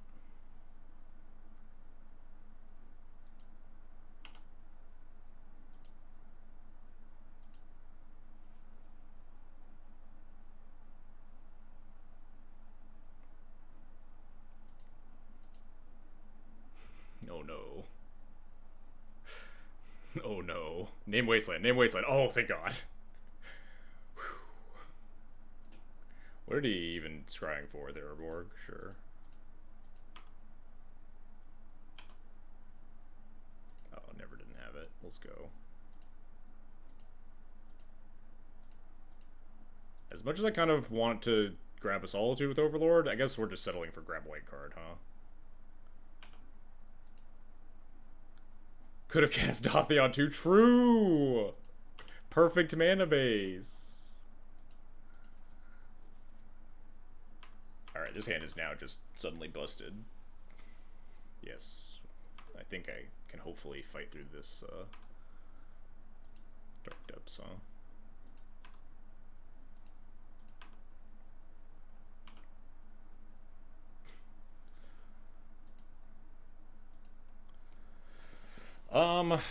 This is all gonna happen on my end step, so I might as well just pick up Yorion this turn. It means I'm not representing, like, Plow or whatever, but I'm holding up double Solitude, and I just need to hope that that's enough. Probably just pitching Formal Wear and then pitching... maybe just pitching the Solitude, honestly. Or maybe pitching the Yorion, I mean.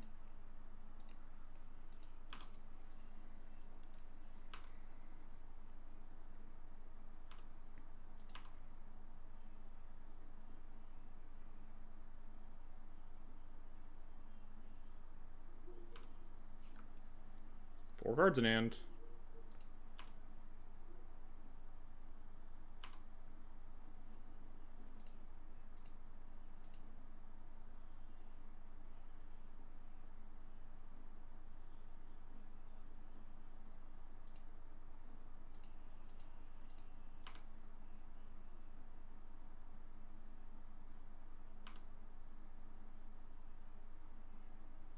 I wonder if I'm supposed to Solitude again there to play around.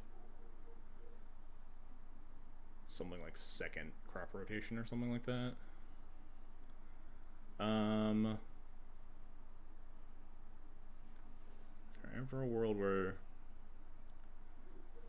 I Solitude my own Solitude here instead to play around Not of This World. Because then I can have the Merit beat with Felia plus Wisp. God. It has to, 2 cards has to be either either ESG plus second crop rotation or LQR or whatever. Or Not of This World. But we can beat Not of This World if we Solitude our own Solitude, right? So maybe that's actually the heads up play. I hate making this sort of play versus depths. It always feels so scary.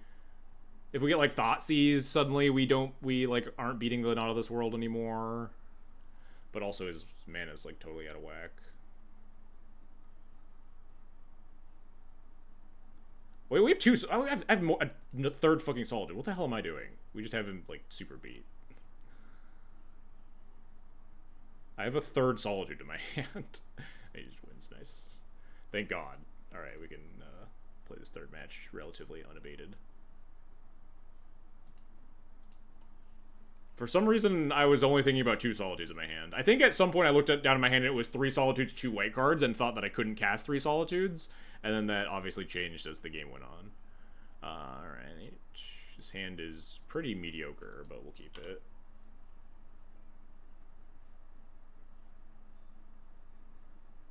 Let's play around Stifle here, I guess, huh? Did not want to draw second Source of Plowshares.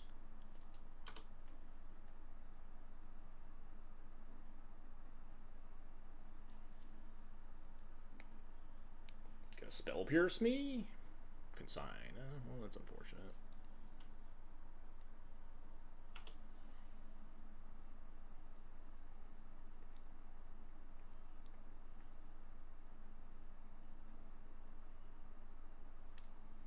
Fine. Just stifle me. Just stifle me, opponent.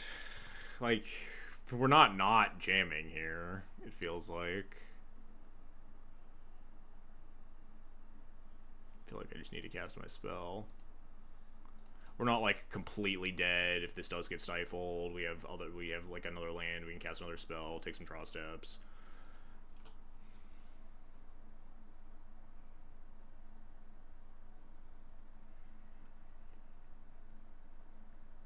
I'll Plow an Uro if they cast it here.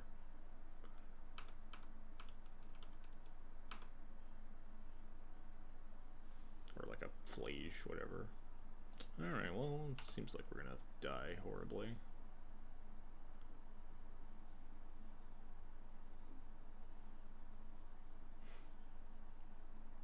Am I just supposed to try to win this game? It seems extremely ill-advised. What have they done this game? They fetched Hedge Maze, they played Volcanic Island. I mean, I could Voice in the Tundra, wait a turn. Double colorless isn't going to do me a lot, especially with how this hand looks. I'm getting stifled again.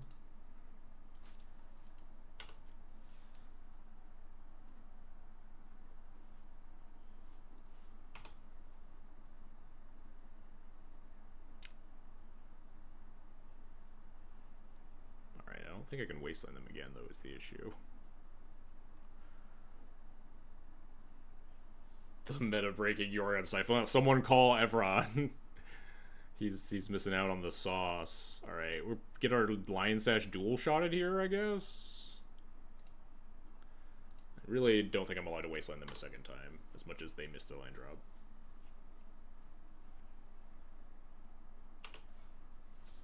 Not dual-shotted, let's go. Not a white source, let's go. Sash lives.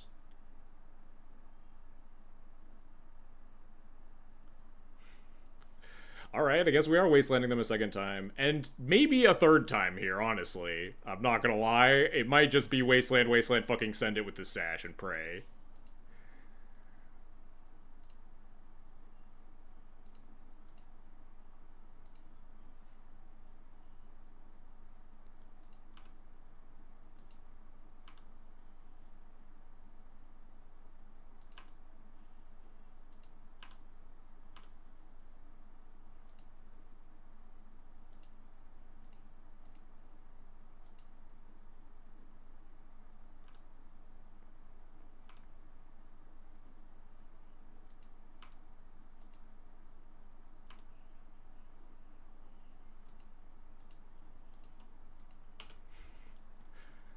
A lion sash in a dream.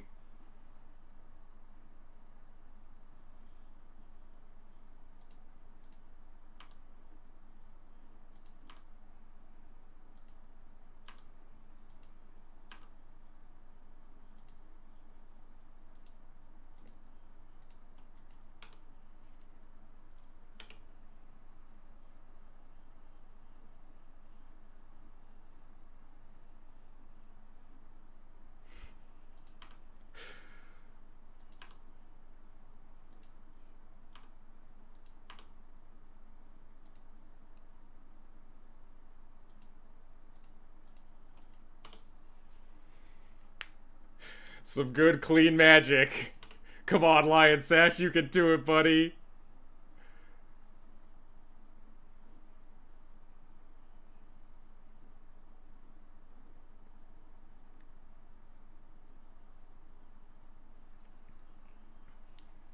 Okay, so do we cast a spell into force, or do we wait a turn? I think we wait a turn and just try to hit lethal, right? Stifle it? That's fine. They can stifle this. I think I just don't fetch this turn. I think I just hit them for 5 and just cast spells afterwards, because I don't want to like let them cantrip off of a force into cast into mana.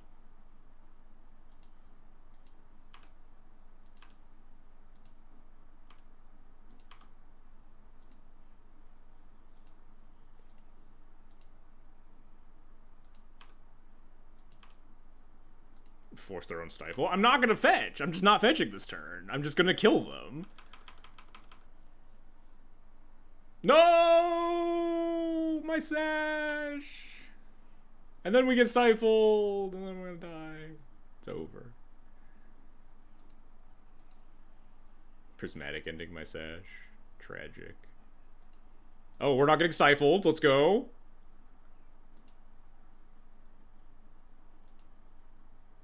Oh, wait, this doesn't... Oh, yeah. I don't want to eat anything. I do want to cast Dauthi. But I shouldn't have fetched because I want to draw more lands. Alright, Dauthi Voidwalker. Oh, maybe I should have cast you last turn, huh? My opponent doesn't have any Force Wills. Wasteland me? Prismatic ending Wasteland me? Oh, no. Maybe I should have cast my Dauthi Voidwalker last turn, huh, chat? Why would you let me untap and then cast a spell, huh?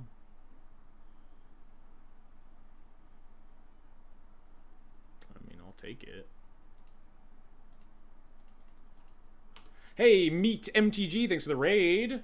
Appreciate it. We're playing some Legacy, Death, and Taxes. Dauthi and Taxes, I guess, tonight.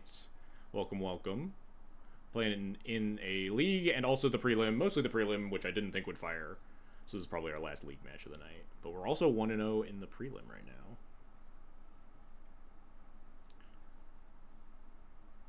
Still not wastelanding my second land here.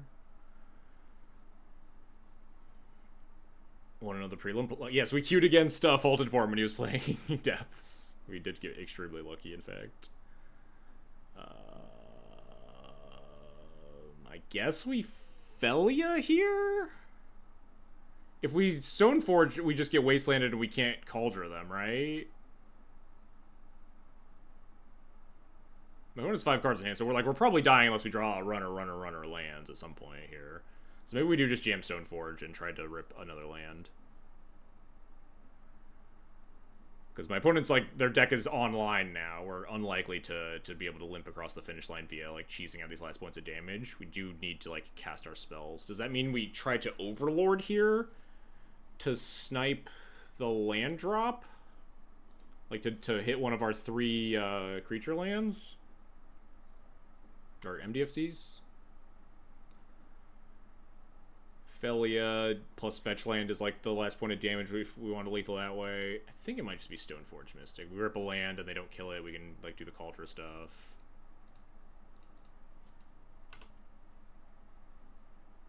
This unfortunately, I guess, does incentivize them to wasteland me, which they have been allergic to doing these past couple of turns.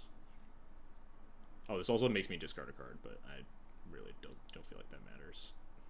We can discard one of these plows.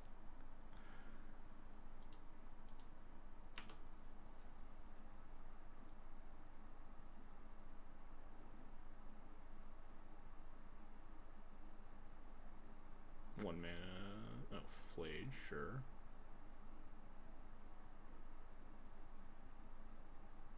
Gain a lot of life off that Flage. Yeah, we have to draw like White Source exactly this turn to play this game. Alright, well. Maybe exactly next turn, huh? Oh shit. Most of these cards are not very beatable.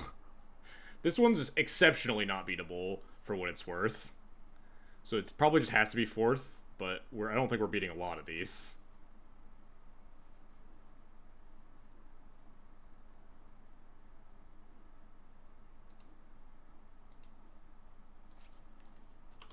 Notably, they also do have Mystic Sanctuary in their deck, so if they get to that part of the game, then we're pretty fucked. Looks like you're dead. Yeah, we draw, like, land into land, and then probably still not do anything.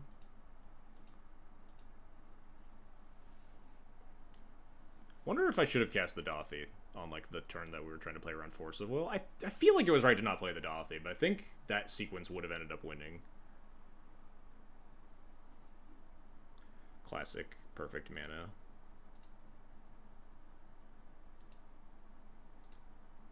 I feel like they will consign this Overlord trigger, honestly. Oh, or they just have Force of Will. Alright. This is not that close to wrapping up. So...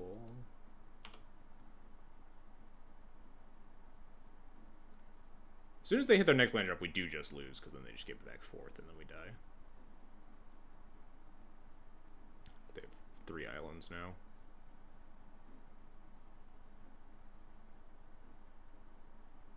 Loam? Alright. I've seen enough. I've seen enough. Alright. I'm running to the bathroom real quick. Mana bases. Worst mana base is referring to Voidwalker? Yes. It is a fairly significantly worse mana base at that. I'll be right back. Bathroom and then more prelim.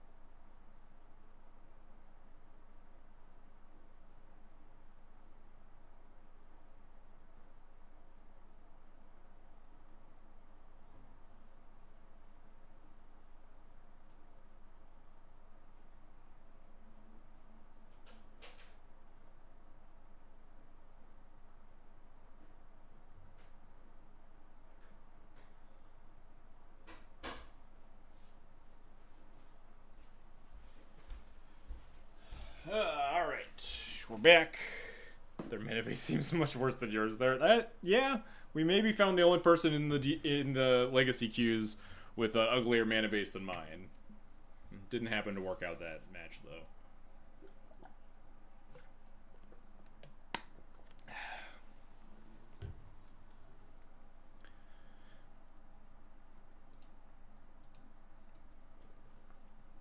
chorizo grilled cheese nice. Birria taco. Oh yeah, toast. Toast is probably unbanned or untimed out. Toast owes me birria tacos because I day 2'd the Pro Tour. I forget if I mentioned that the first when I came back from the Pro Tour.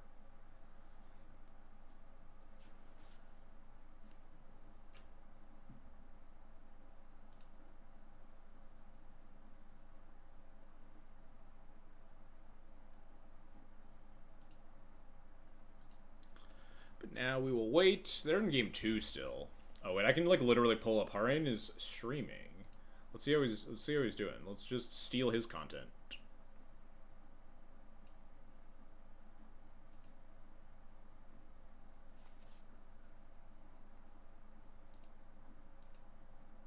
How's he doing? He's playing against Depths in current year? Crazy.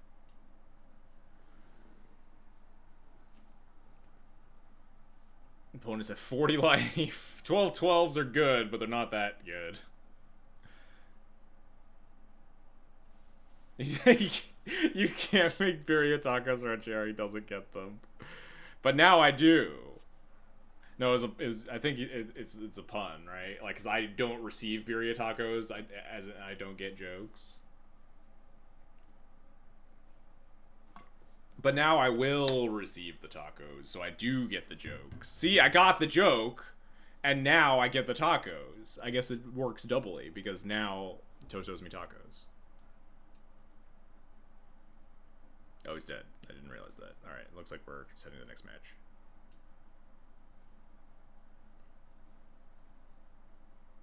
Thank you for the 30 seconds of content, Evron. It looked like you were dying pretty badly. I ruin everything. I've already ruined the D&T mana base today. What's one more thing? Attack with a 12-12 Knight making me feel nostalgic. True. Pretty sick stuff. You're going to see a 12-12 Knight in current Legacy a lot anymore. Depths has gone the way of the dodo lately.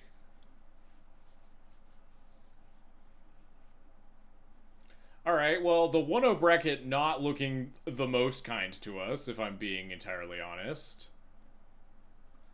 With Wonder Pro. Oh, Winged Star is Winged Star's not like a... Isn't he like a Sneak and Show player?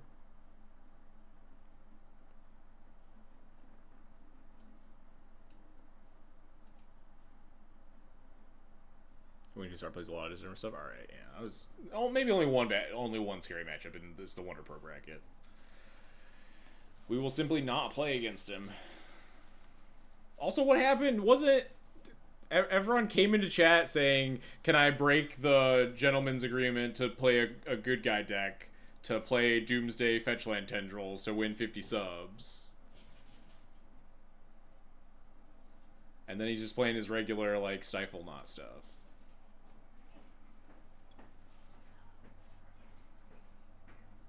You watched the non-D&T Orzhov deck at like Legacy today. It looked really horrible. Yeah, the deck does not give me impressive vibes, that's for sure.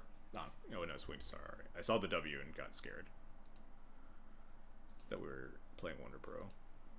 This hand doesn't seem like it's good against a lot, huh? This hand doesn't seem like it's good against a lot, huh? But it's 6 and it's got spells and lands and spells. I want to bottom Ophelia, but I feel like I have to bottom Cauldra and hope my opponent really cares about answering Ophelia. I think it's more likely than like me finding a Stoneforge Mystic. Non-D&T Orzhov deck. Yeah, like the Ketramos deck. Morsa, I remember the name. M-O-R-S-A-A-A or something. Hey. What's up? Hey. What's did up? you time out Toast? I did, like, an hour ago. Yeah, well, I just saw it, so don't do that. That someone paid the bits, or whatever they're called. Not the bits, the channel points. Don't care. Don't time out Toast. Jarvis says hi. Hi, Jarvis. Bottom Cauldron, they lead a Caracas. I mean, I'm gonna bottom Cauldron here. Yeah, it doesn't have Relic, which seems like a real miss. I think Ketramos is like really, really hard to turn online after playing it in both like Dual Commander and Legacy. You really want a card like Relic just because it's Ancestral Recall and also like one of the only things that gets your Ketramos online in a timely fashion. We're going to keep this and be pretty sad about it and hope my opponent's on a fair deck that really wants to answer Philia.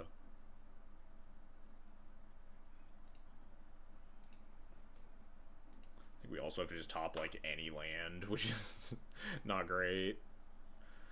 Well, I mean, it's fine to go 2-drop, get Philia killed, play another Philia, play tap lands.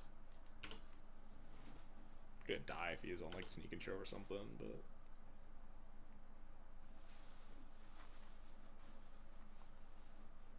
The problem with Relic is that it kind of sucks in Legacy because it's too slow a lot of the time. Whereas in Modern, it's like pretty reasonable graveyard hate. In Legacy, it's just like textless versus oops, which is embarrassing, and like sometimes too slow versus blue-black Reanimator. So it's kind of a big miss in terms of main deck viability.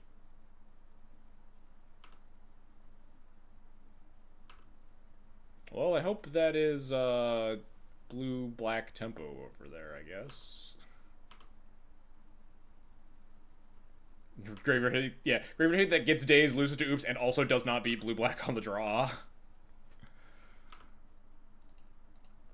If I get stifled, I'm gonna cry a lot.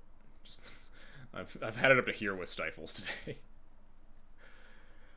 I guess I'm actually fetching Swamp here. If I draw a Dauthi, and we have double white.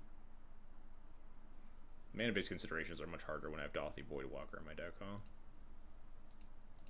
Well, like, we're not casting Skyclave this turn, so not a big deal. Alright, go get him, doggo. Can you flicker my Shadowy Backstreet, please?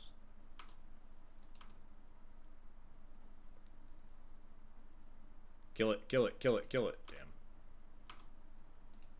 You can still kill it. There's still time. Play Bowmaster. Block. Oh, shit! It's working! Do I just let it trade with just the token? I feel like I just have to with 2 more Phillies in my hand. Just, like, not worth casting the plow. Yeah, this is just totally fine. We need to trade these Philias with stuff, even if it's like 2/3 of a Bowmaster. I think I want more lands. So this is Orcish Bowmaster, which makes me think that this is just blue-black tempo, which means I want to hit more land drops so I can like not get my Skyclave's days. I can like play through Wastelands. Even though my hand is like actually extremely light on action. That action that, you know, actually does something. I do think I kind of just need to ensure that I can cast all of my spells. I will probably run Philia number 2 straight into a daze. If they attack with the Bowmasters. And then...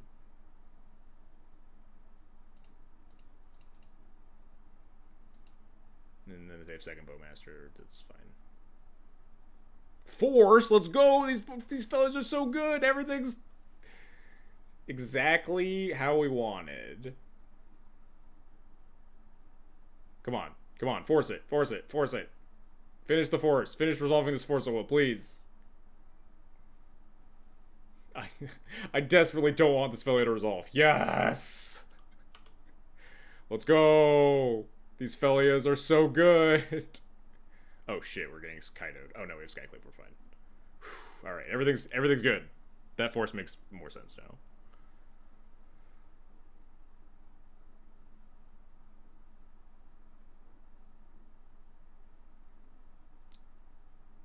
Now we'll have the days. We have land 4 on the top of our deck. We've played around all of this. All according to plan.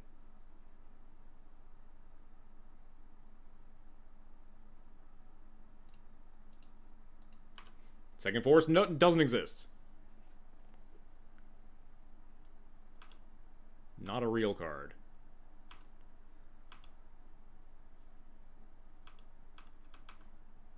Did you play Kaido at the PT? Kaido vibes are bad, Jarvis. I don't know what you're on. Thoughtseize. Not the best for me.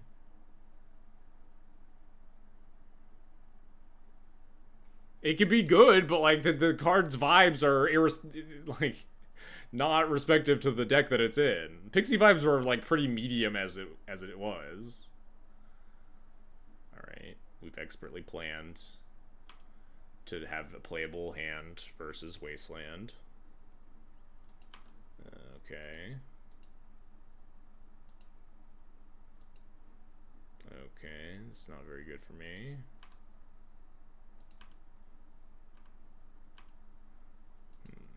Things aren't great. What am I trying to draw here? Their hand is Bowmaster, Unknown. So we want to draw Stoneforge, Pre-War Formal Wear, Flicker Wisp, Source of Plowshares, Overlord. I think the point is that I don't want to draw land, and we just fetch basic planes here.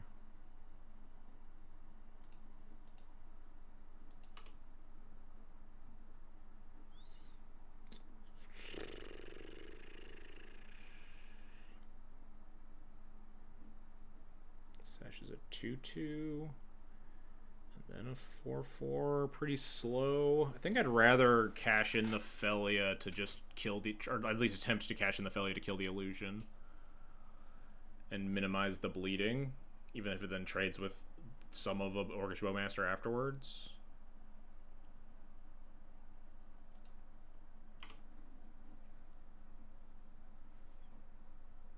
Could also unflip a Tameo if they find, like, Brainstorm or something.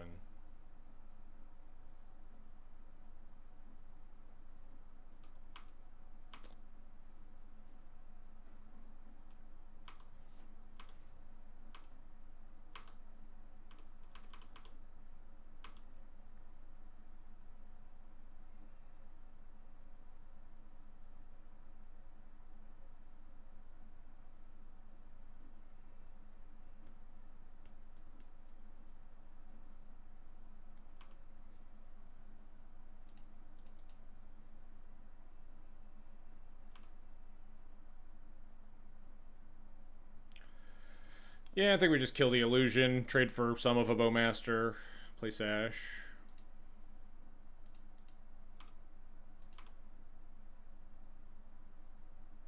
Or it just gets Fatal Pushed.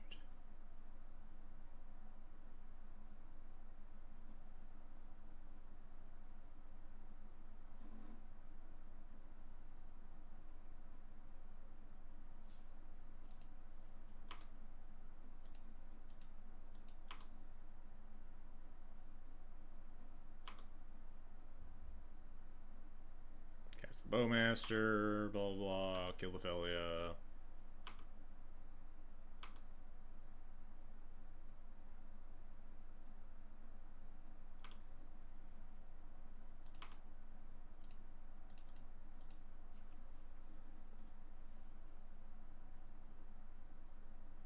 Eat at sorcery speed. Murktide's usually like a 1 or 2 of in these blue-black lists. So we definitely have to eat their permanents to play around like Bowmasters and be able to block and stuff. So we want to be a 3/3 anyway. But at a certain size, we might start eating some of their other cards.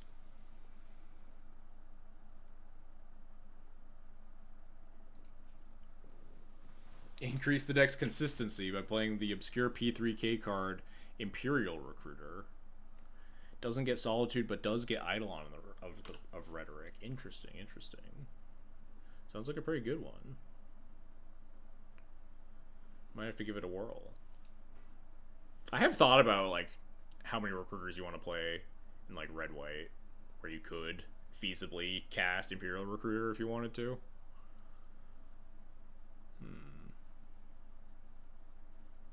Not the best for me.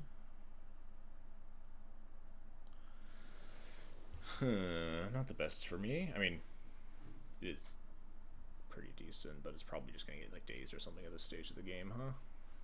Well, not casting it.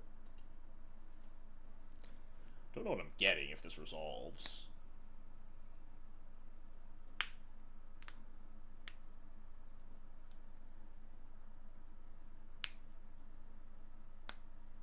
Stoneforge feels a little slow, like, in terms of letting this Tameo kind of just run its course against me.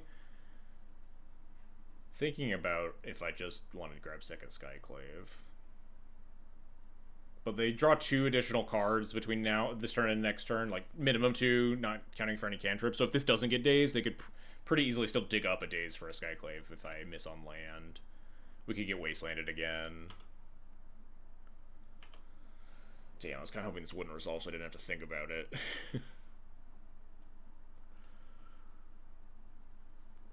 Stoneforge is a pretty good one. Stoneforge for 4 more back the Skyclave does start to get pretty nasty. But they are going to start burying me with Tameo.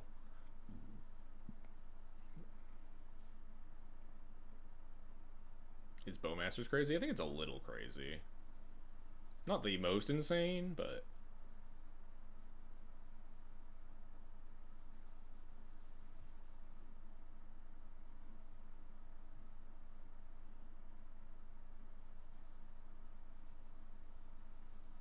I think I do want Stoneforge. 2-drop plus activate Lion Sash feels okay to me. This Tameo is a personal Howling Mine, which is not great, but... I think I'd rather have a 2. And I think I'd rather have a 2 that answers the Tameo directly than the Bowmaster, which does help mitigate the pings, but if they find a removal spell... We do have several cards they want to remove, but... Yeah. Not confident about that one at all. I almost want to attack here. Maybe I should have attacked... Well, no, I didn't think it was going to resolve.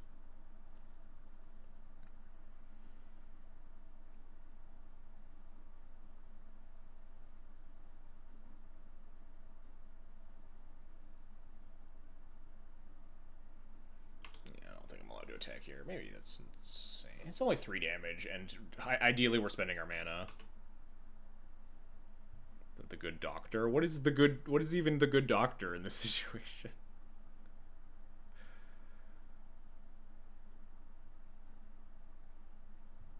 I truly no idea what Dr. Bones. I mean, we don't have Emperor Bones in our deck. Or that would be... That's a little risky, because it's much more susceptible to removal if we don't find land 4. Or even if we do find land 4, it's still susceptible to like stuff like Fatal Push.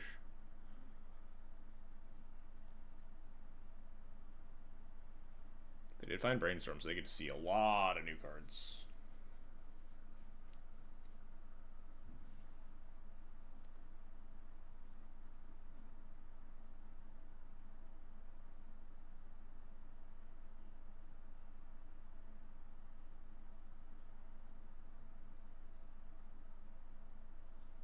No, my Stoneforge. Guess my decision didn't matter that much. Fatal Push 2. Alright, this is where we top deck.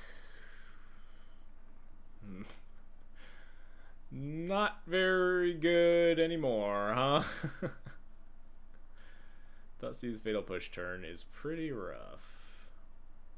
They can pick up any sort of removal spell or force soul for my next thing. I mean, I'll pick up my free card. Top deck Formal War is still pretty nice if it doesn't get countered. Or just top deck the second Skyclave. Even Flicker Wisp would be pretty decent.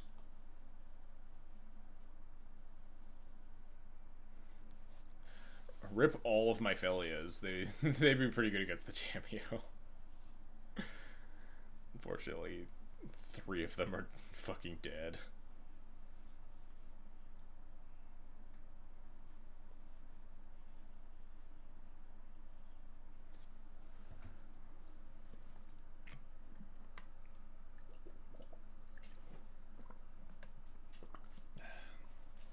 Notably, though, one of the sacrifices that I do make trying to like facilitate this Dauthi mana base is Karakas is really good against the card Tameo. I will say. And it is unfortunate that we play less of those cards in order to facilitate casting a black-black spell. It is a real sacrifice here. But also we were on like a weird clunky mold of 6. Still putting up a pretty valiant fight this game. Working out okay for us. Well, maybe not okay, because it seems like we're definitely not ahead. But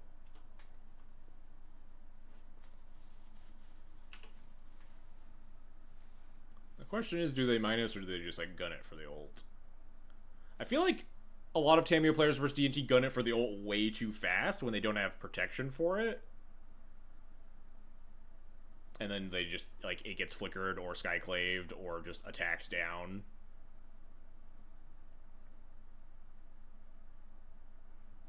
Was I supposed to Solitude that Bowmaster? I think I was, in response to Thoughtseize.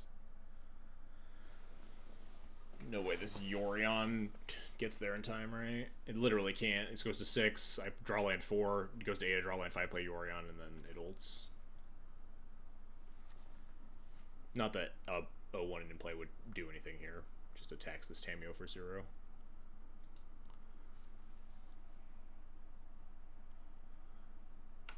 Alright. We got 1, 2, 3, 4, 5 outs in the deck, I think.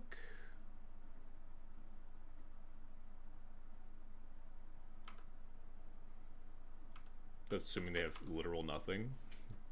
Daze or Force beat all of our outs.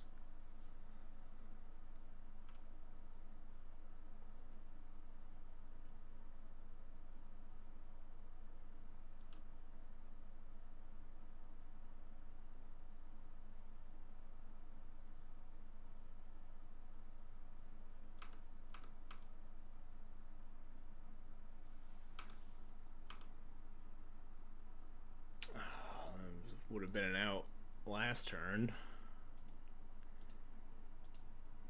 Would have been out that probably didn't resolve last turn, but it is what it is. Let's board pretty lightly here. Not even really a fan of Wrath of the Skies versus blue-black. Maybe it's more necessary because like we're a little bit more susceptible to getting Tameoed out of games. Dauthi, not the most exciting card, but like largely fine in this matchup.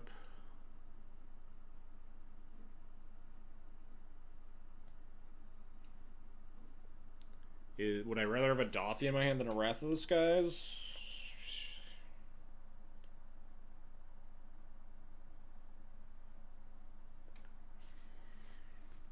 Alright, this guy's not very good. Doesn't kill flipped Tameo. It clears up Tameo plus some like clue tokens sometimes if they don't have the time to crack them, if they have like an early game Tameo and they're not cracking the clues. Like sweeps up exactly Bowmaster token.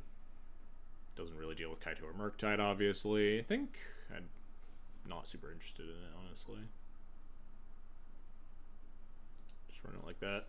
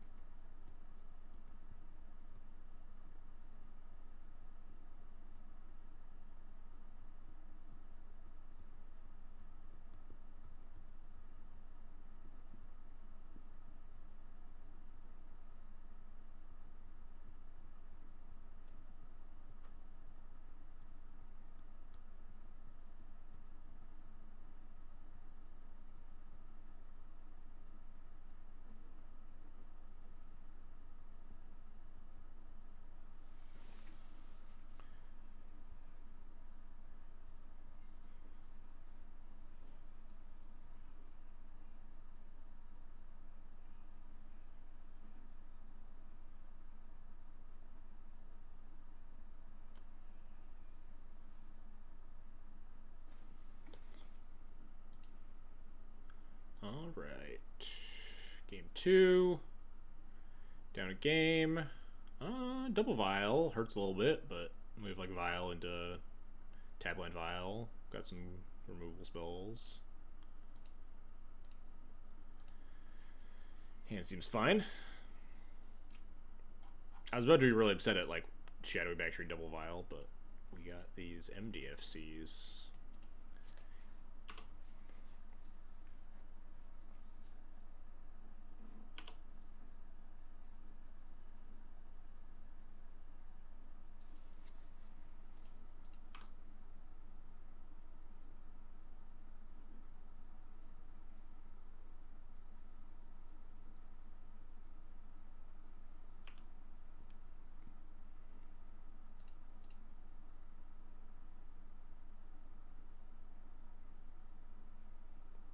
Deal.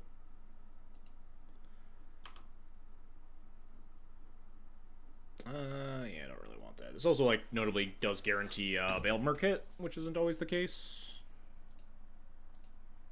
Like, maybe we want this. Like, if the first Felia dies, well, we just always pick it up with the Veiled Merc if that resolves. Any thoughts to the white Cocoa for non-creatures in Tarkir? 2+3 ball never felt. I did think about it immediately when I saw that. I was like, wait, these cards are really juiced for, like, grabbing, like, 3-ball and stuff. But then I did not realize that it said non-creature for a while. So I was like, oh, you get, like, 3-ball Archon or something. Like, 3-ball plus threat seems really good. The fact that the Rider is non-creature specifically makes it a lot tougher to, like, build around. Your deck needs to be full of 3-mana non-creature, like, permanents that toe the line between hate cards and, like, killing your opponent. It misses on, like, hitting Helm if you try to build a Leyline Helm deck. Not Leyline Helm, like, Rest in Peace Helm deck.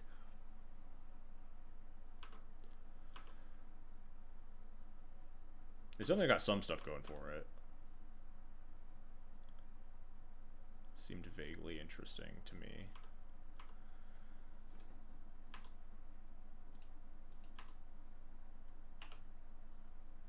Nice. Land 3 means we get to play Overlord around days.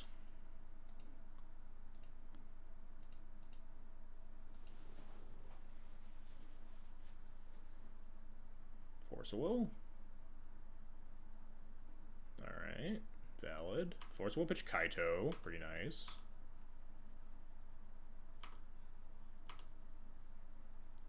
No Bowmasters.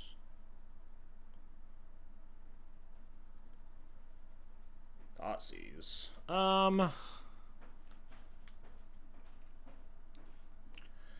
So I would be pretty happy if they took Felia here for some reason, but I get there's a chance that they like have double Thoughtseize or something, and then I get pretty severely punished. So I might as well just put in the Felia now, because like if I don't put in the Felia now, it's just playing around them like them thinking that the Felia is worse for or worse for them than the Recruiter is or something. So, like, playing around my opponent being bad, or, like, choosing to make the play that, like, implies that my opponent's going to make the wrong decision seems ill-advised. Sure, brainstorm response, that's fine. Kate 2, thanks for the Prime subscription, appreciated. Thank you for your continued support. The card's name is Unified Battlefront, and then it says non-creatures. Yeah, it's a little weird. It's like the image has got, like, the skirmish rhino or whatever, the mini siege rhino guy. Some other cards.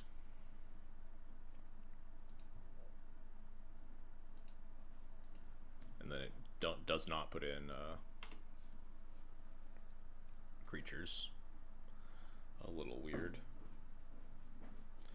You just always take Recruiter here. Yep. Gotta push. Draw a Sicko 3-drop that goes with my Felia.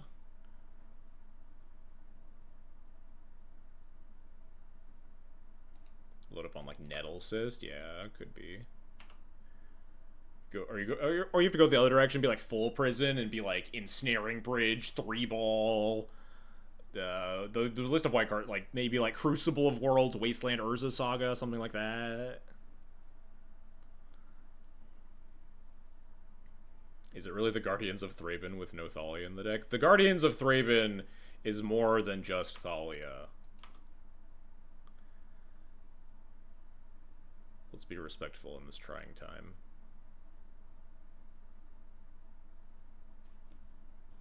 Maybe you could like put it in like a predominantly artifact based like white deck, like those like white stompy decks have existed. Like, the white artifact decks have kind of existed in the past. You play like Patchwork Automaton and Lodestone Golem and like I think you usually play just like Spheres and Sagas and Wastelands and stuff like that. Unfortunately, like a lot of those cards are pretty like you don't want to be like Sphere 4-drop non-artifact card really. Don't really want to flicker my Aether Vial.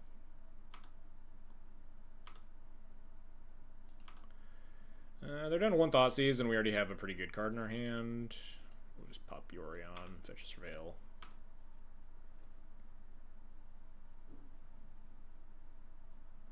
You got it, Chief. Lodestone Golem's so cool. Sad just how bad it is outside of Vintage these days. Yeah, is it even playable in Vintage? I guess the Fleshraker Shops deck, I assume, plays one.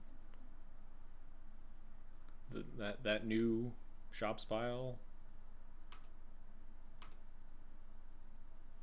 I assume most of the decks that aren't like Jewel that are registering Mishra's Workshop probably put it in their deck. Alright. This feels like probably days. Aether Vial is pretty far away from being that relevant, so seems valid. Yeah, it's still restricted. Yeah, which obviously, but that's more like mostly because if you're allowed to put 4 in your deck, then it just gets really fucked up. Deal. That's extremely good if they don't have a counterspell, huh?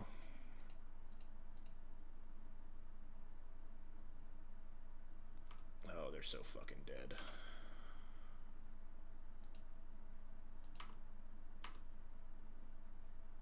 Do I just get 2 pre-roll from wars? Is that crazy? Nah, we would get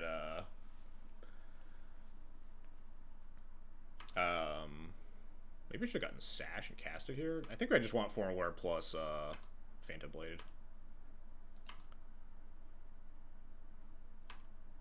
I kind of want Formalware. If they have a removal spell for Stoneforge plus Force plus blue card, then I guess we're fine. I just want insurance for like Murktide Regent or something.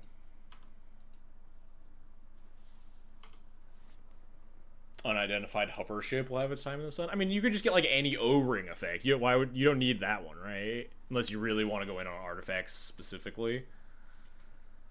Just like any O-ring works. You just play like Touch the Spirit Realm or something. That one doesn't hit enchantments, I guess, but it usually has pretty nice versatility in stompy decks. It gets pre-war Formalware. We think about that. We can Coco for pre-war Formalware, although pre-war Formalware is not very good if you don't have a lot of creatures in your deck, and that the Coco wants you to have a bunch of non-creatures in your deck.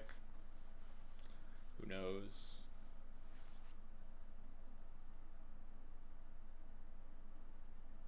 The tragic thing is that like it would be really sick if you could put it in like a red deck. You get like Blood Moon and Fable and stuff.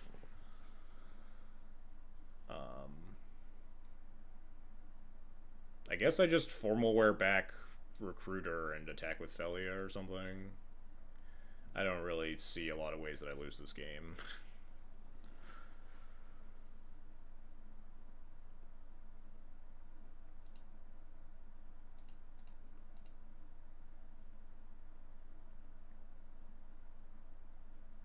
Got like Consign for the Formalware and then also Fatal Push for Felia, and then we're still pretty fine.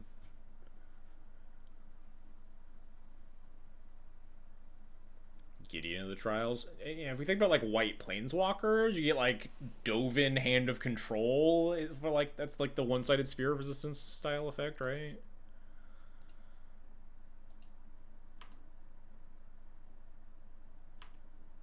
What do I even get with this? Just like Orcish Bowmaster? No, I don't really want that. A second Felia? In case the first one dies. Another Stoneforge for another Formalware. Or Lion Sash. Maybe it is just another Stoneforge. Maybe it's land. Maybe this just gets my land drop. So I can cast my 5 drops, huh?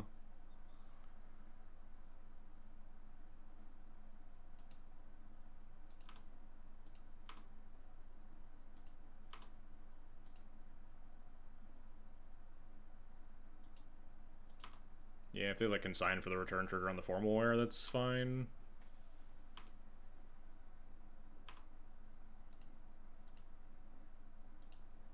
Oh wait, this formal doesn't even do anything when it comes back. What am I doing? High as hell. Oh, they just have consign anyway. Deal. See? Genius. Genius plays by me. Formal wear didn't even fucking do anything if it came back. I should have flickered the recruiter, not the formal wear. Maybe even flickered the Stoneforge.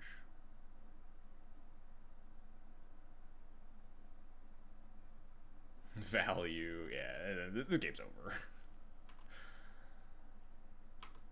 Our hand is removal spell, removal spell, removal spell, Yorion.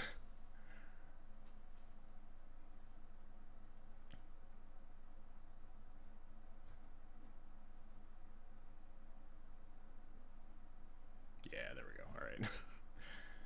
We got there. Alright, do we see anything? We saw EE.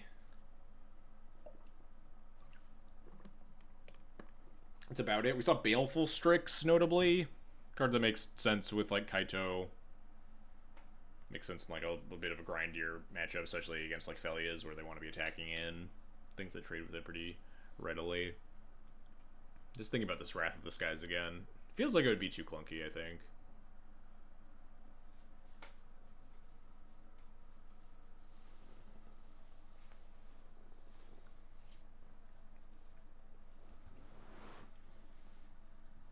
Is Urborg too bad if you're trying to cast these Dauthis? I'd thought about an Urborg. I will readily admit that I did not put, like, all of my brain power into constructing this mana base. You could probably play one Urborg instead of something. I don't know, maybe instead of the second Trawler. I liked adding a 34th land when trying to, like, gut this mana base, and then also just having more spell lands.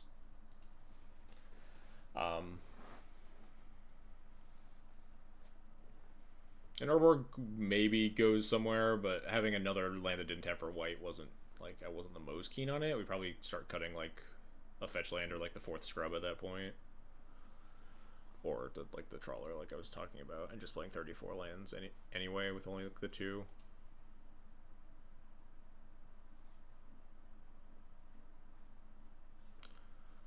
I think we just run it back like this. I think this is fine. These Dauthis feel like they're not going to be that good. I guess they kind of do demand answers. If they just sit there on board, they can eventually just cast one of my opponents. Like, they can steal one of the opponent's things. Like, steal their removal spell or counter spell or whatever. So even if they aren't super in on the graveyard, it is kind of a hindrance, even if it's not gumming up the board, per se. Not someone who has a lot of experience casting Dauthi Voidwalkers. Some blind spots in terms of evaluating it, certainly. So I guess it is also reasonable to try to leave it in the perfect mana base, by the way. Flawless. Peak mana efficiency, this hand. Do I keep this?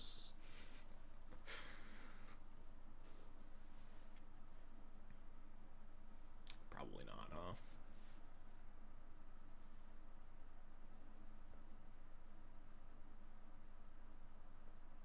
Thinking about bad planeswalkers in Modern with it. Get temporary lockdown for frogs. You get Narset and Teferi and Days Undoing.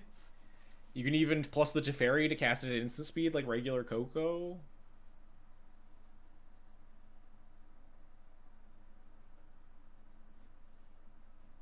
I guess you could do all that in Legacy too, technically, but then you're 2 colors, and that card probably wants to be paired with Ancient Tomb if you're playing it at all. Ancient Tomb's historically not great with Narset Teferi. I don't think I'm supposed to keep this. It's just there's no way, right?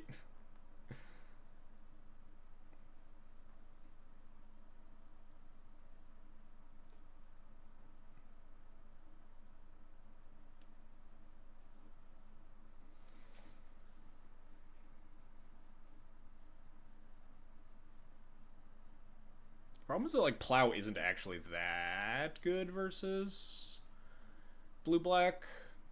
It's good if they have turn 1 Narset. Turn 1 Tamio.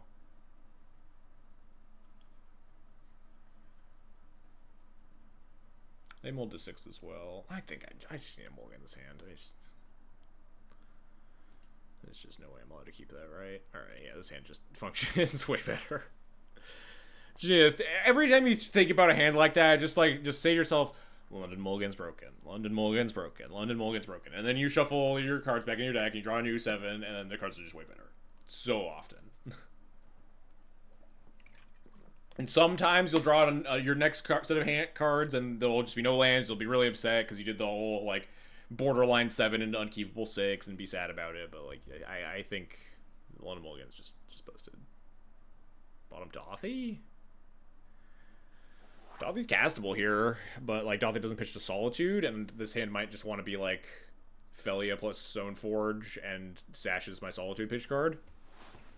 What's worse about this mana base? Yeah, I completely gutted the mana base to try to cast Dauthi Voidwalker, because it is uncastable in the traditional black-white D&T mana base.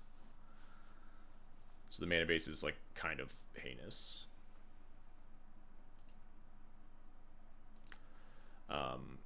Anyway, I said all that, and I think that's my plan, is to bottom this Dauthi, because I want Sash as my pitch card for Solitude.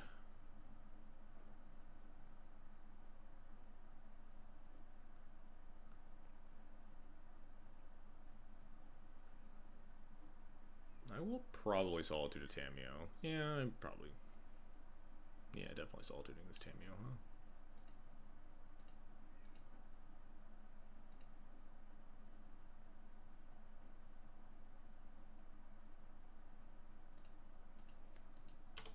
Me hoping very much that a D&T stream will not make me buy the 4th Scrubland. I don't even think I own 4 Scrublands. I think I own 3. Not 100% on that.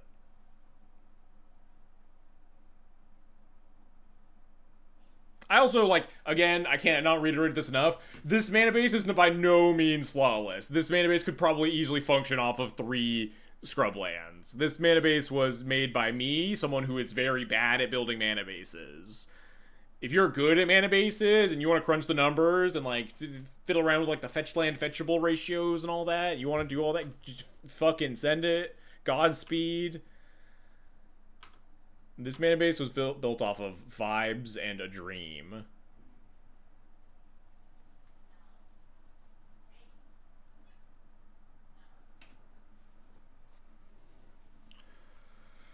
I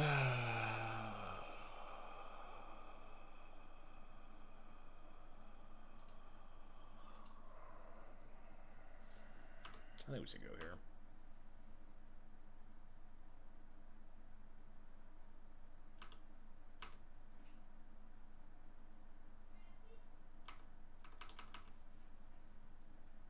No.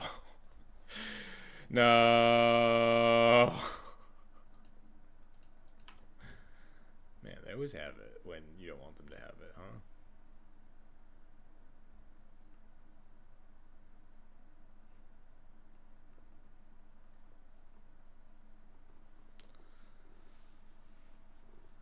Moto?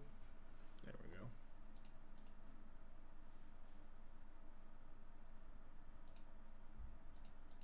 Alright, Felia, you got this, Chief. D&T streams that made by a set of Scrublands, 2 plateaus, and a savannah. No! Alright, I'm just not allowed to attack into this. Just never, ever, ever attacking.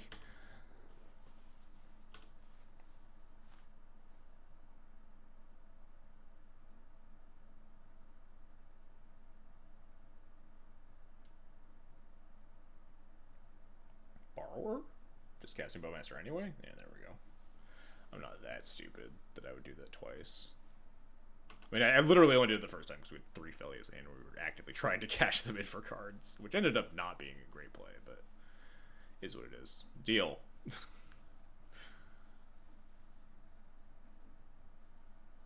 Have a look. Do that instead of killing me. Ecstatic. I think you attack first. I guess you don't attack first if you're not confident that you're gonna bluff, which I guess maybe you wouldn't be, because I would think I would snap off the block. I do get to attack now.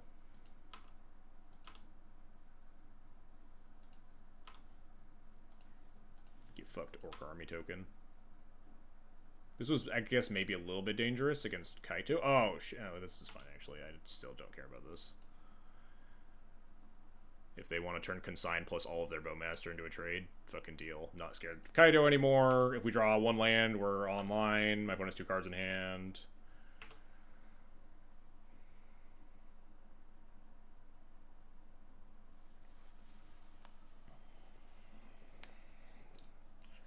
We're getting pretty close to Tundra D&T at this point with all the fucking consigns needed in Legacy lately. Blue-white D&T with consigned to memories. Pass the turn, pass the turn, pass the turn. Pass the turn, pass the turn, pass the turn. Oh shit.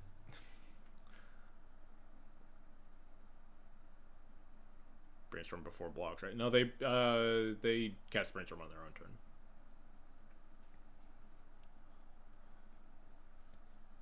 And they have the 1 mana up, and they used it for the consign. Anyway, we might be dead here, huh? We're still alive. If we're live to drawing like a land at some point in this game. I have infected. Please don't make me buy Plateaus before, so I'll not be sending that out again. Dak, please. I hate losing games like this. It's not even like I've made the mana base distinct. Like, we had more chance of having a scrub land in our hand than like a basic and regular D&T. But like, we also added a land to the deck. Like, come on.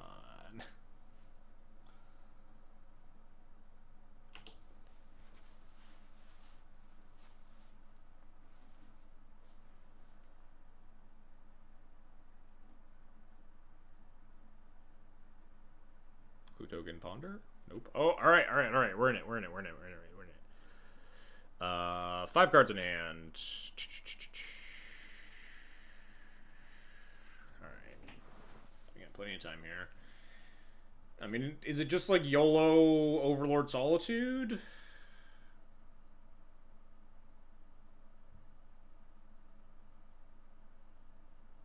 Pitchophelia? Overlord or Solitude gets dazed. It lines us up for Pre-Reformer or Recruiter if we hit them. Otherwise, it...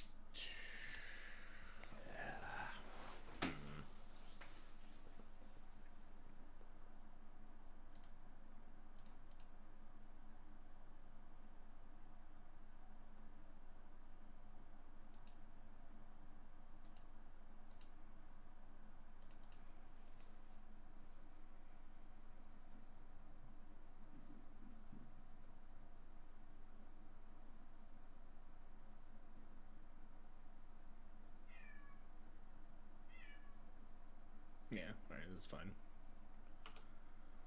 Well, I mean, it's not fine, but, like, we're just have to jam anything into that.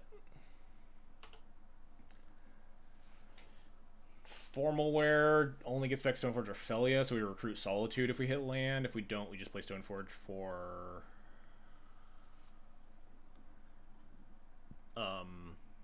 the removal spell. Alright. 6 cards in hand. Alright. Things are still bad.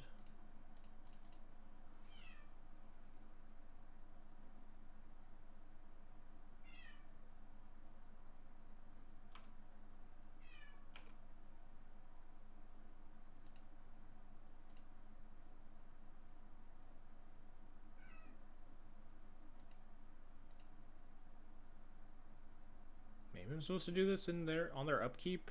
Play around Consign.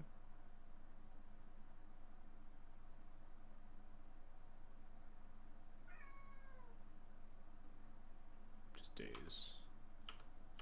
Interesting that they dazed the Overlord but didn't daze the Recruiter. I don't really know what that means. I guess there's no way this game like Overlord ends up mattering.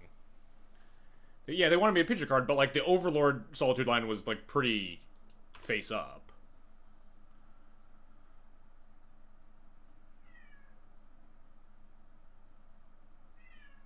I would have Overlord and then pitched a card for Solitude anyway, and then they dazed the Solitude there.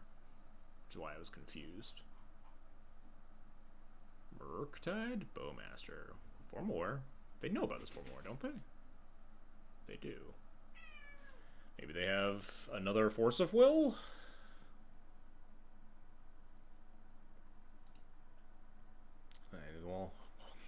I hope they have another Daze and not another Force of Will, huh?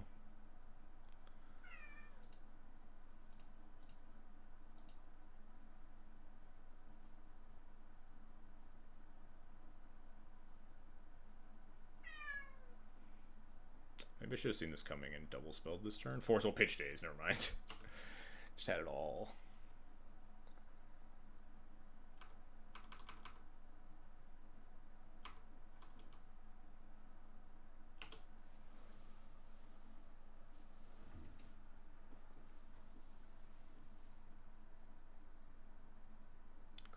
Crack clue, flip Tamio. Dog, do you mind? Not right now. Kitty, get out of here. Get. Thank you.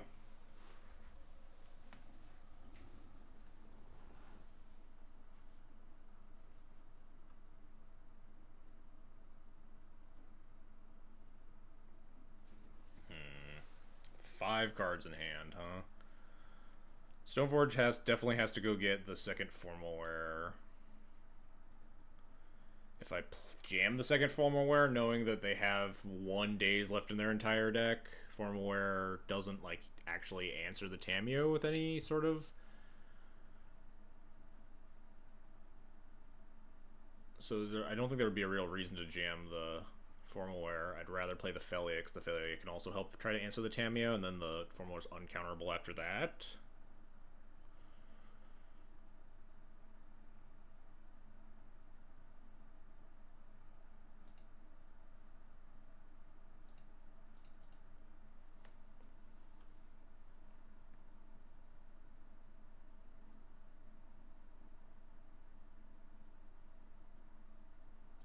Force, sure.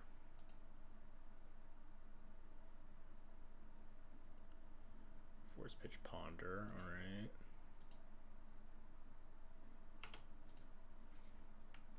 I don't know if they know about this Felia. I'm not tracking that.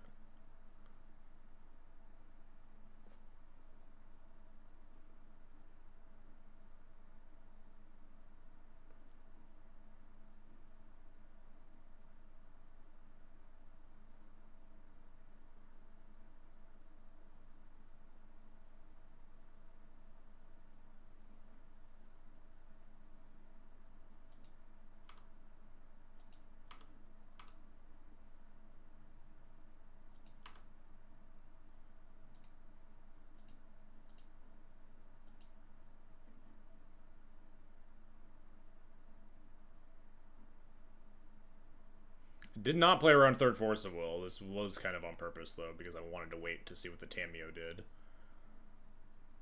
But maybe that was ill-advised. Play around hardcast third Force of Will. Still got a lot of good draws. That's not one of them, huh?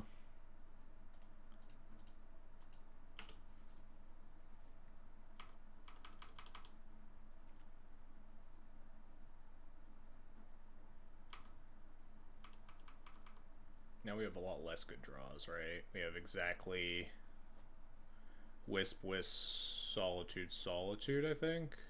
Also, like, tapped pretty badly, but that doesn't super matter. MTG lags them out if they ult Tamio. They might, honestly, like, not be able to kill me in 2 minutes with an ulted Tamio. Oh, well, they'll probably be able to kill me a little bit faster with a Kaito, huh?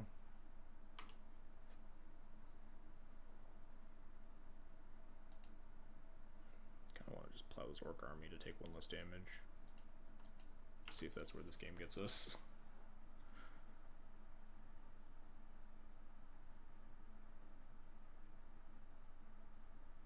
They just like ult Tamio, cast Murktide, say go or whatever, right? And then we die. 2 minutes, they have plenty of time to kill me. 2 minutes is like infinite time to attack with Kaito 3 times.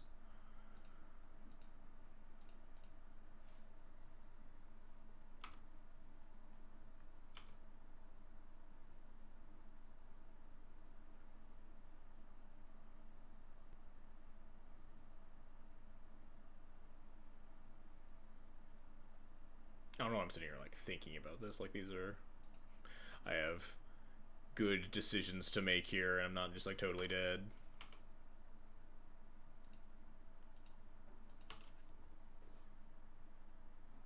just missed that land drop for like one too many turns. Unfortunate.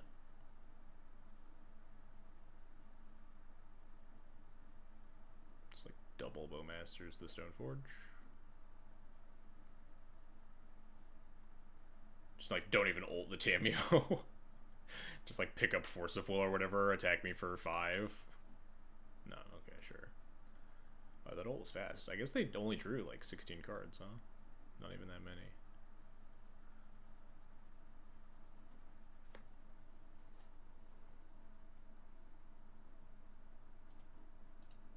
Alright. They got me. Dang.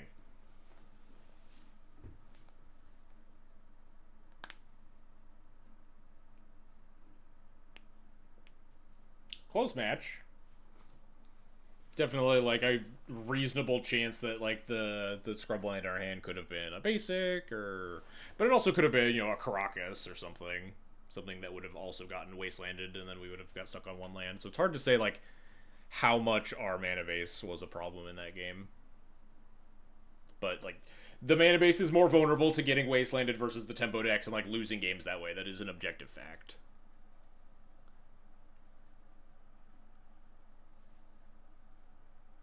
Is something to take into account when trying to evaluate the applicability of a deck like this, or I guess adjusting the deck in this fashion. So when remind me to do the playpoint giveaway after this next round, huh? It's already 10:46. Fuck, I have 2 more rounds. It's over. I'll be up till midnight firing this prelim.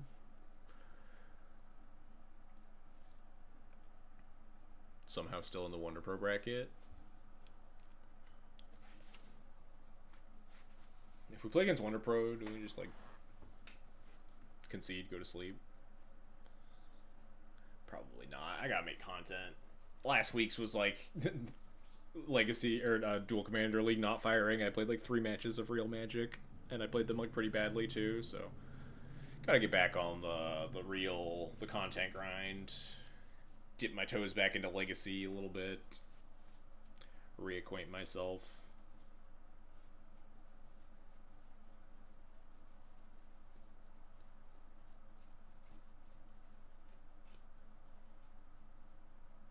Eagles of the North plus Bale Market. I've thought about it. The problem that I have with Eagles of the North is that it's just fucking dog shit, man. I just never want to put that fucking card in my deck. But like, I mean, maybe. I feel like I would rather just play more MDFCs than play Eagles of the North. This ain't good. This doesn't feel good. It's got Dauthi into Dauthi. This is what we came here to do, right? Fetch Surveil Land, fetch basic Swamp, get Wastelanded once, cast none of my spells.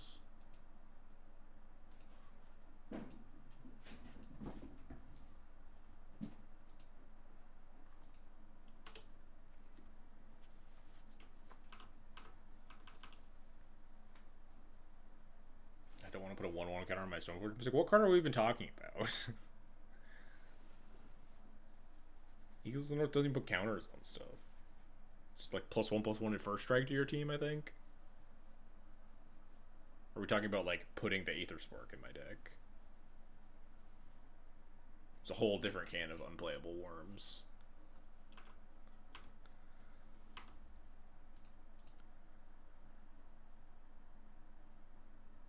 Alright, what am I topping with this? My opponent is giving me a non-exciting amount of information. I feel like I definitely topped this. Question is, do I cast it? I don't think I do. Thoughtseize combos with Dauthi Voidwalker, notably. If they're on, like, Show and Tell or something. I don't really know what Basic Island Ponder means, because it could mean a lot. I think this is largely fine to keep.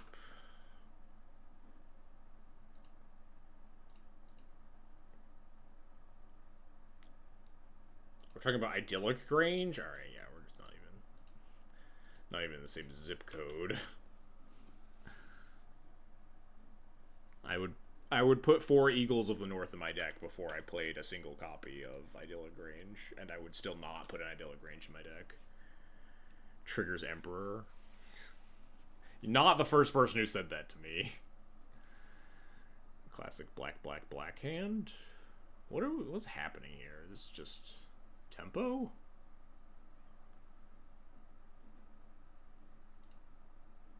Let's play another Dauthi Voidwalker. I don't want a Thoughtseize. It could be like Reanimator. Problem with Thoughtseize is that it's just like horribly mana inefficient. I want to cast my cool spell. I'm not super keen on recruitering when I don't really know what my opponent's doing. Don't cast Entomb, please. I'll be really sad. I shouldn't have 6 because I'm absolutely gonna fucking wasteland them. Oh, god damn it.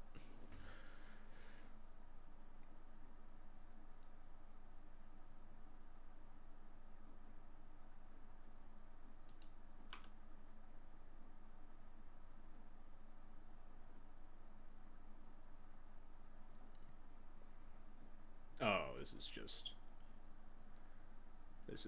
Reanimate is the last card in your hand.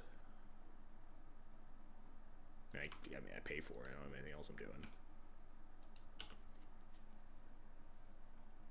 Then I discard this Cauldra and then recruit Solitude and hope that's enough to beat an Archon of Cruelty. I probably should have Thoughtseize last turn, huh?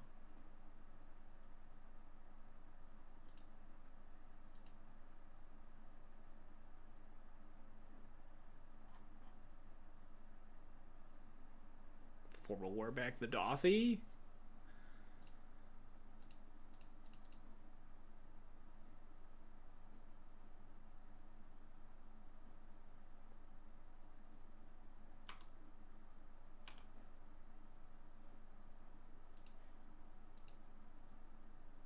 I think we just pitched the Formal War, I'm going to be honest.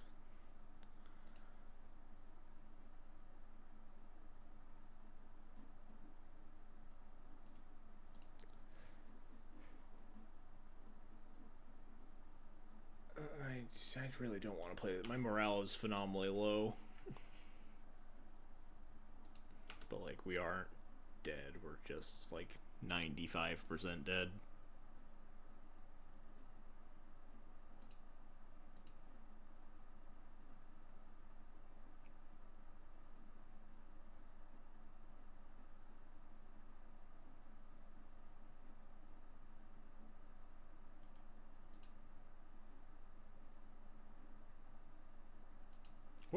What are these blue-black players doing with Murktide Reach in their deck? I don't get that one.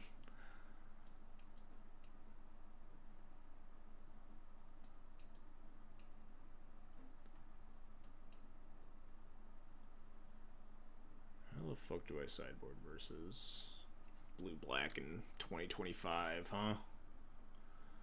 I've built my deck in such a way that all of my cards are pretty good, so I guess we probably trim this stuff.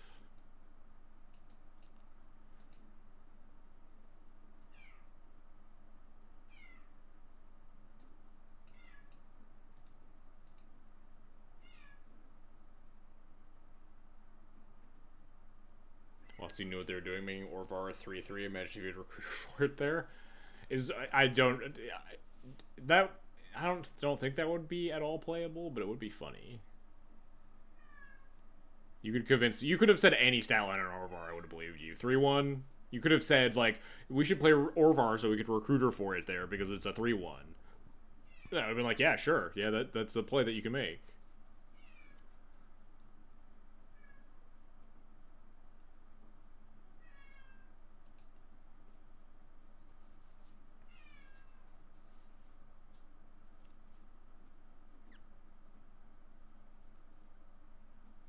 Well, if we just, like, die horribly to blue-black tempo and blue-black reanimator with my bunch of Dauthi's main deck, then maybe my plan isn't very good, huh? Definitely didn't execute my plan particularly well that game. It's possible I should have tried to, like, actually figure out what they were on more and cast my Thoughtseize. Alright. Hope this is good enough.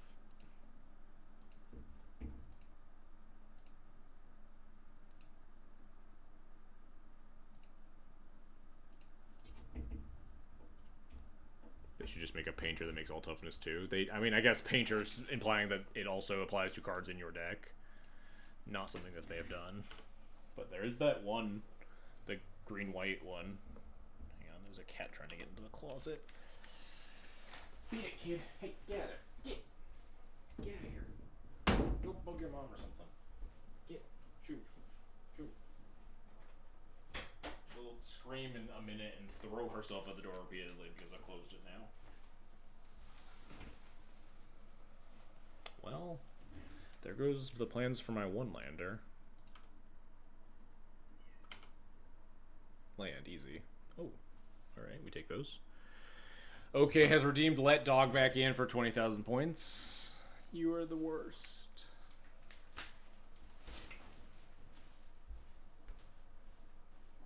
You can come back in, dog. Come on. Come on. You can even come sit on my shoulder. If you just stop running around and knocking shit down and opening the closet, you can just come hang. Drool on my shoulder like you usually do.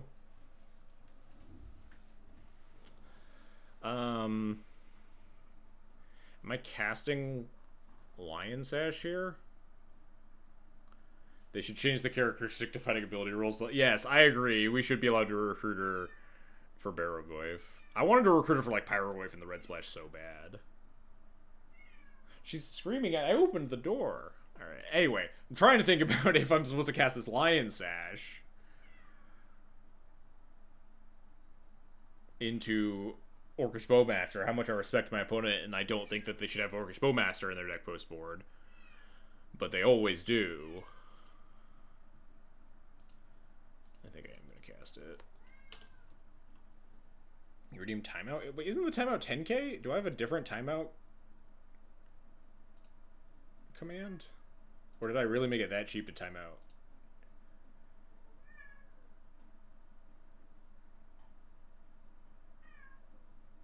There's just a timeout feature at 1k points. What the hell? That doesn't seem like something I would put there.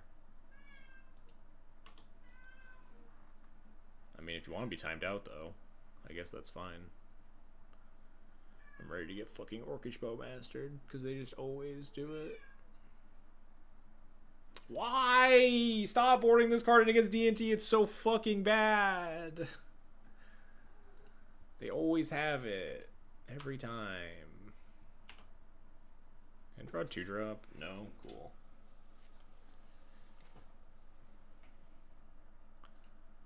Alright. Goodbye, Pissman. Timeout.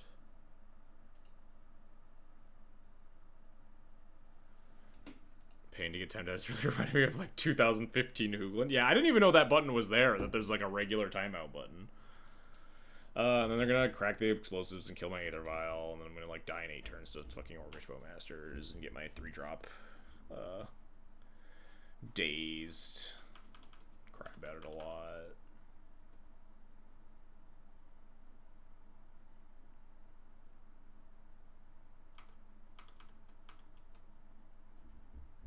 You're just gonna attack into the vial on 2? You're not gonna like crack the vial first? I just could have like Felia and just block for free. You just have like second Bowmaster in hand. What is this attack? Opponent just has no respect.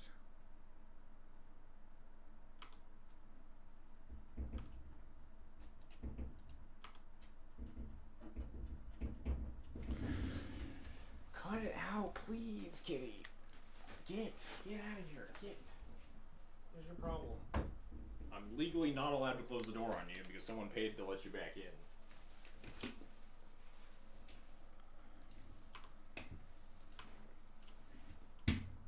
Take up Vial out of Spite. Draw 3rd land. That's going to put me to 11. And then get our spell dazed and cry a lot.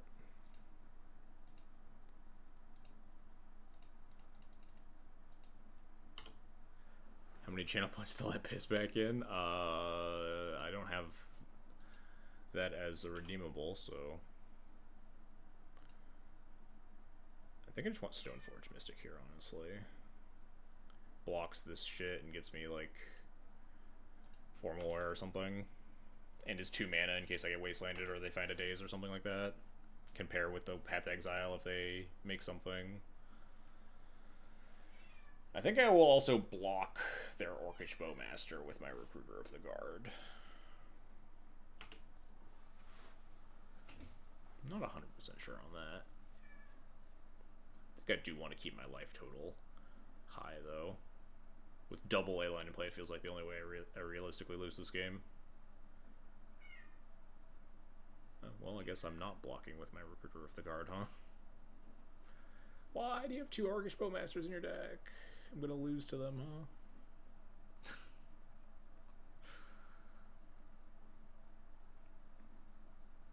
Path to exile this Emperor, cast Stoneforge. Get dazed, cry.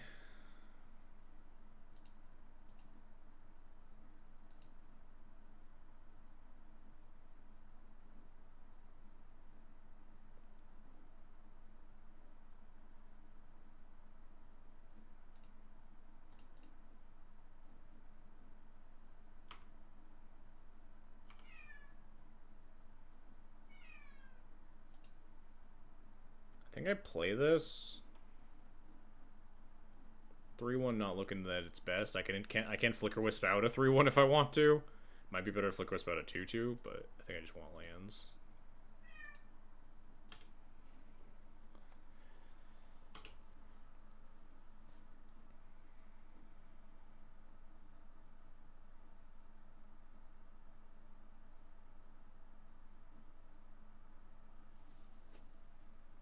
Card to be wary of at this stage of the game is hard casting Troll of Khazad-dûn. Something I don't really have a lot of ability to play around as of right now.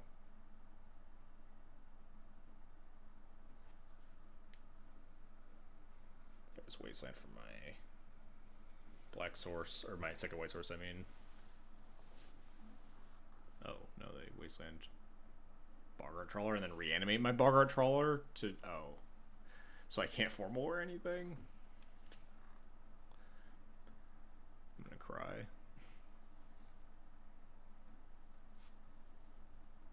They're not attacking me for 3? Deal.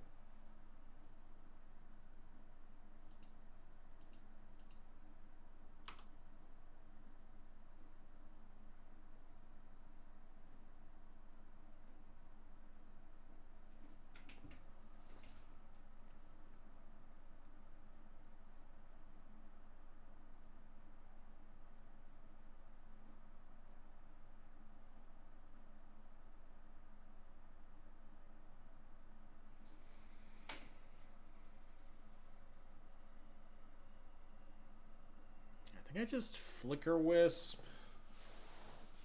Targeting what? Targeting Stoneforge or targeting one of my lands to make more blockers? Problem is that I'm at 6 life and this thing is a 4/4 that makes a 3/1. Which makes me think that I can't target my Stoneforge Mystic to go get something.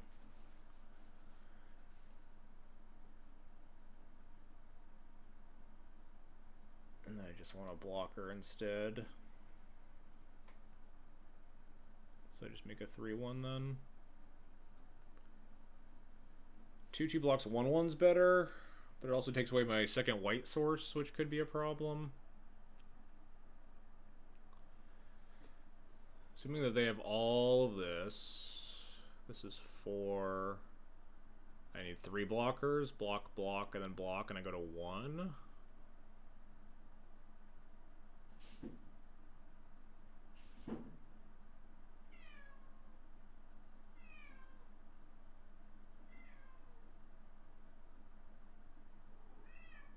Which means I'm putting Stoneforge in front of a Bowmaster, likely. And I'm just chump blocking the Emperor of Bones, and then trading for the... Oh no, I have to block this, right? Block, block, block, take 2. I guess I don't have to block the Emperor, right? If I don't block the Emperor, I can block, block, block, go to exactly 1 life. Kill this, kill this, kill this. They just have 4/4 Emperor plus Bowmaster.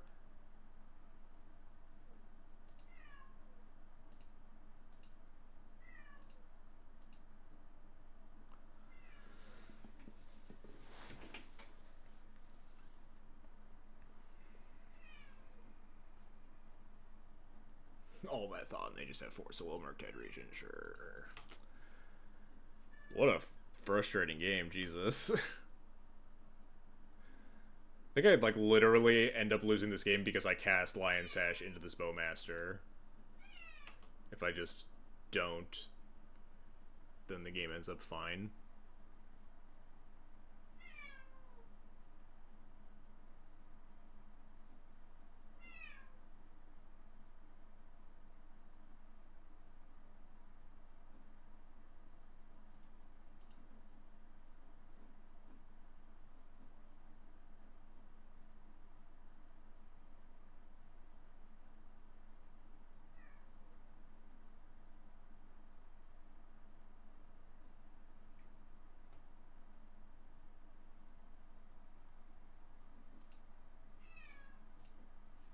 Jeez, that was an ugly game.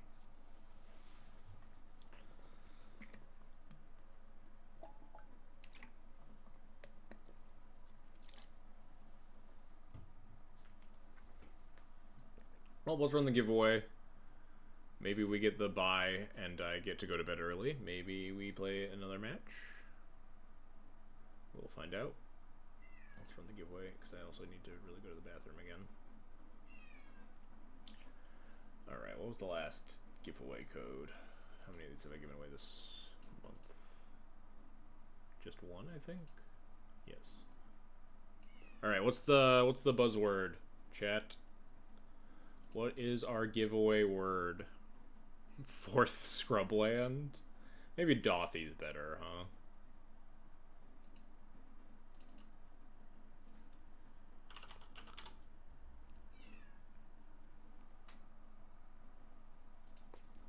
Exclamation point giveaway Dauthi.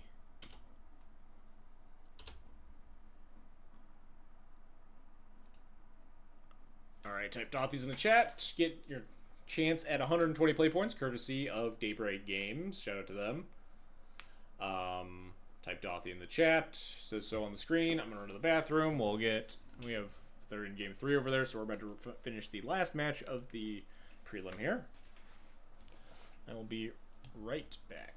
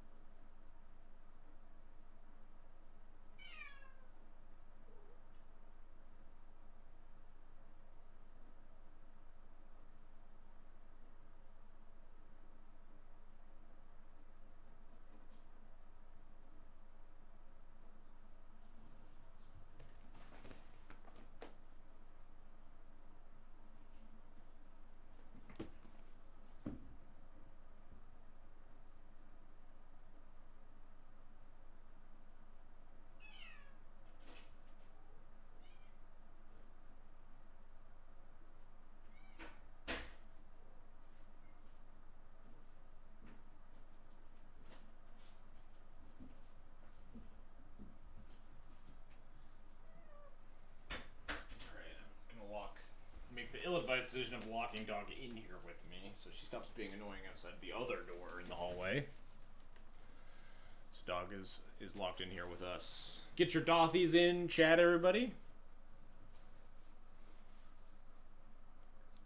Ugh. 1-2 against Blue-Black Tempo and Blue-Black Reanimator, huh? Or 0-2 against them, one beating Depths, the bye. The actual bye.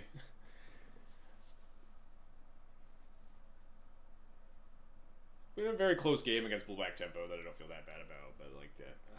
Those games against Blue-Black Reanimator always feel miserable, especially like Sans Frog. Those games, the games that like that, how that game 2 played out happened like so infrequently that it just is always pretty miserable when the cards line up perfectly. That they have like exactly threat,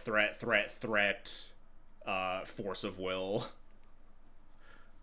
into like the double lay and engineered explosives for Aether Vial into your like double ley line one lander.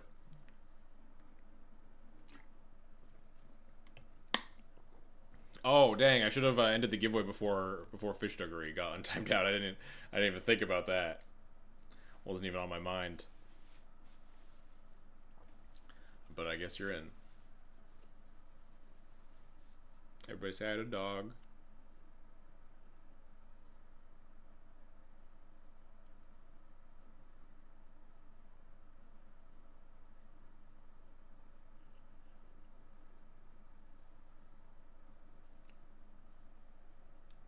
God, your mouth is so wet. You're about to just drool all over me, huh?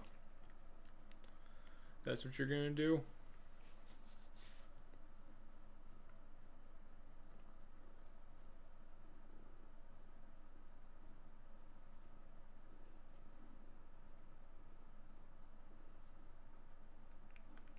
Ow.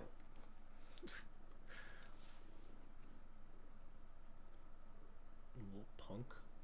I'm trying to pet you, and then you bite me. You nasty little gremlin. She's annoyed because the headphones get in the way. She loves to rub her face on my beard, but then she keeps bumping into the headphones instead. You can still do it.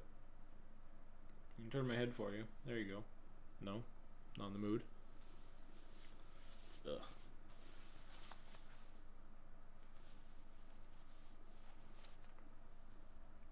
Alright, I was going to try to end the giveaway, like, around the time that these people ended their final match, but it seems to be taking a lot longer than I maybe thought, so...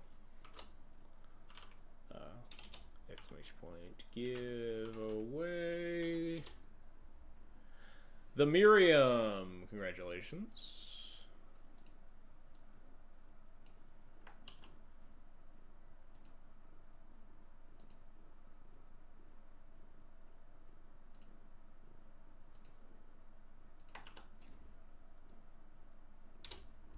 Enjoy your code. How many more stream? We only have one more stream. Maybe I'll stream. I guess I don't know if I'm actually playing the showcase, but I could potentially stream the showcase. I'll be pretty free that Sunday, 30th. So we only have one more stream in the books. Oh god, I just saw the drool fall out of her nasty ass mouth. Monster Hunter Wilds. You can't even shorthand it MHW because that's Monster Hunter World. But yeah, it's Monster Hunter Wild stream. Maybe when I get a new graphics card and my computer could even come close to handling streaming on OBS and playing Monster Hunter at the same time. Because right now, if I tried it, I think my computer would catch fire. But I would absolutely just pivot to becoming a Monster Hunter streamer instead of a Magic streamer, honestly. Monster Hunter is definitely like one of my favorite games.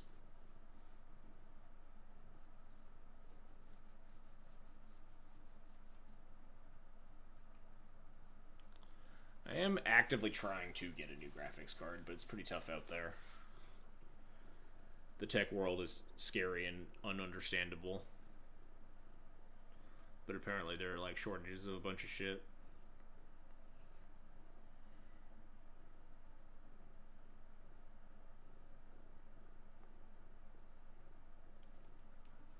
Yeah, it is a bad time to need a new GPU, I was told.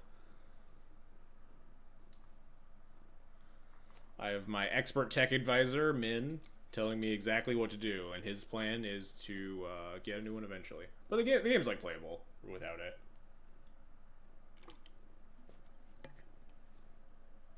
It's just like could run on better graphics, could potentially try to stream it. What is Monster Hunter like? You hunt monsters, and it's like the epitome of just like grindy game where you kill monsters to make better equipment to kill monsters better.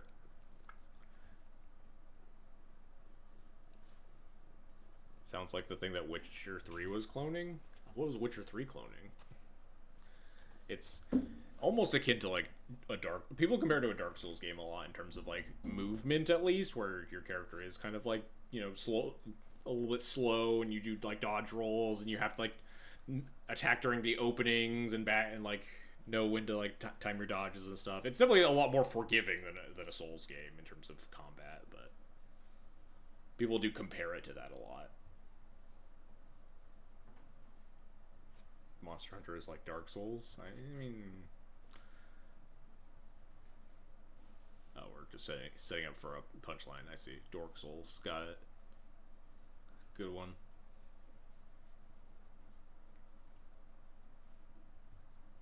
But it's just I love a good like grindy game that keep like a fucking like Diablo 3 where I just get to like kill shit and get better gear to kill shit faster and like optimize like, and that coupled with like the monsters are really cool designs, the fights are very cool, the gameplay is just really good. I always enjoy it. They're a good time. If people are interested in Monster Hunter, you should absolutely start with Wilds. Wilds is like the most user-friendly they've had in a long time. Very like beginner-friendly. Monster Hunter historically is a very hard game to just pick up. It is like pretty unfriendly to beginners. A lot of people, the only way they get into Monster Hunter is by having a friend who plays Monster Hunter and kind of shows them the ropes at first, or you watch like a 20-minute YouTube tutorial of some guy teaches you how to play your weapon. Monster Hunter games famously just like love to tell you nothing and explain nothing, and like when I started playing in like 3U back in like 2012 maybe 2011, I don't remember. It was just I didn't know what I was doing. I was just fumbling around. I didn't like really learn how to play until even like past Iceborne, like when like Monster Hunter Rise came out is when I really kind of like locked into Monster Hunter.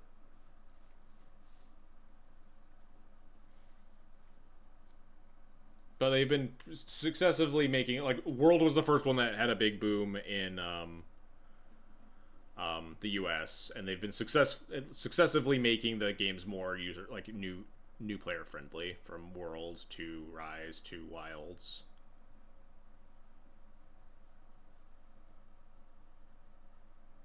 But it's hard for me to speak on how beginner friendly it is, because I'm not a beginner anymore. Oh, I got the buy. Well, it's a little anticlimactic, but it is also 11:20. I'll take my 10 play points and go to bed, huh? Or 100 play... No, 10 QPs. Try PoE. I played it for 4 years and I know like 5% of the game. I was playing PoE 2. I stopped playing when Monster Hunter came out, but I was playing the PoE 2 beta with my wife. It was pretty fun. Having learned a bunch of mechanics off a wiki before sitting down is something I don't have the time to do. That's totally understandable, yeah. There are definitely a lot of things that you are better off watching a 20-minute tutorial of some guy telling you what your like optimal weapon combos are, rather than like trying to sit down and figure it out yourself. It depends a lot on like the specific weapon that you choose, but like a lot of the weapons, that'll be the case. But yeah, classic bread and butter, exactly 2-2 in Tuesday Night Prelim. Losing some like really rough matchups that I would like ideally hope to win, but I do think it is very annoying because I hate making excuses. Like this is definitely a deck that I do want to like keep trying out, but like what happened in the showcase when I played this deck was I ran into Blue-Black Reanimator round 1, and I played really bad. I misplayed really badly to lose the match. Just like a horrendous misplay where I like cast Recruiter with no Solitudes in my deck, thinking I was going to get Solitude, and I should have made a different play that could have won me the game. And then round 2, I play against Oops, and they like kill me on turn 1 and then kill me through on like turn 2 or 3 through double ley line plus White Orchid Phantom or something like that. And it's just like them's the breaks sometimes. And then today we lose to blue-black tempo in like a very close match that could have gone either way if we like hit a land drop a turn sooner. And then against blue-black Reanimator again, we hit like what I would consider an extremely unlikely game 2. Like those game 2s do not play out that like very often at all. Granted, I haven't seen like Emperor of Bones as like a weird sideboard juke. Much better against Leyline than some of their other stuff, being like a 4/4 and getting extra damage off of some of my other stuff. But I do think like they needed a bunch of things to go right in that game 2 for that game to work out. So like I don't want to just like write this off of like we lost a bunch of good matchups or like matchups that should be good or better because we're playing Dauthis in the main now. But it's also like we have lost a lot with this deck, but again, small sample sizes and stuff. So I do want to try to piece this out a little bit more. The mana base it's definitely a little bit rocky. So maybe the juice isn't worth the squeeze. Maybe we are supposed to like play Sanctifier and Vec main deck instead. Notably, Dauthi is Sanctifier is a little bit better versus blue black than Dauthi is for a variety of reasons. Pro black and like can beat an Entomb cast in response to it. Is easier on the mana. We get to bring back Caracas, have a better plan against Tameo, stuff like that. It's like maybe that's the path forward, but like, oh god, that card fucking sucks, huh? Doesn't even like kill oops players.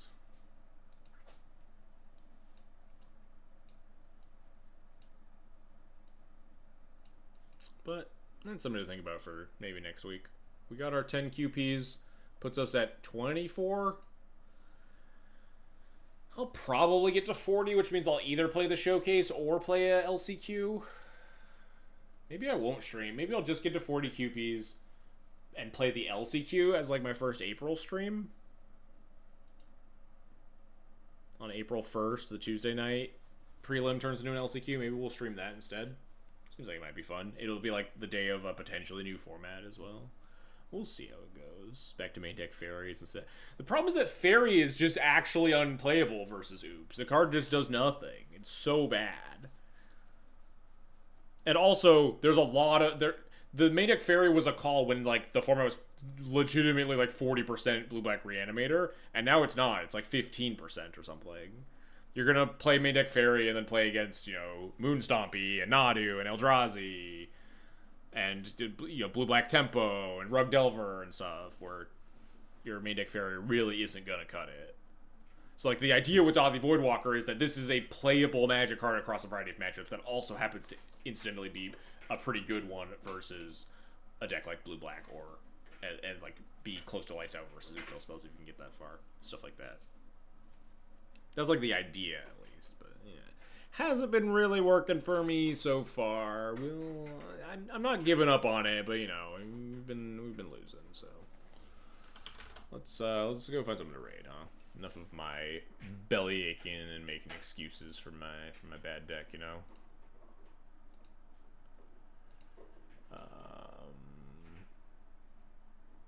Alright, looks like Evron Harain is still streaming. Let's go give him a raid. He's just always on. He was online at like 5-6 hours ago when I was like working out before the stream. He's still streaming. The man's a fucking monster. Just sent you all his way, huh?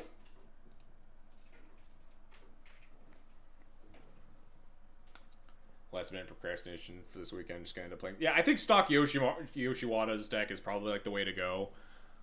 Like if you just wanted to like play the best looking D&T list right now, I'm definitely just like doing. I'm in the lab experimenting, trying to make stuff work, and maybe it's not gonna work. Yoshiwada's list is tried and true. It's performed well. It's top aided. It's solid. It has some faults that I'm trying to fix, but maybe we can't fix them. Who knows? Anyway. Send you all over Harain's way. Say hi to him. Thanks everybody for watching tonight. Hope you had a good time. We'll be back next week with some regular D&T content. Probably trying to grind another prelim for the last QPs. And I'll catch you all next week then.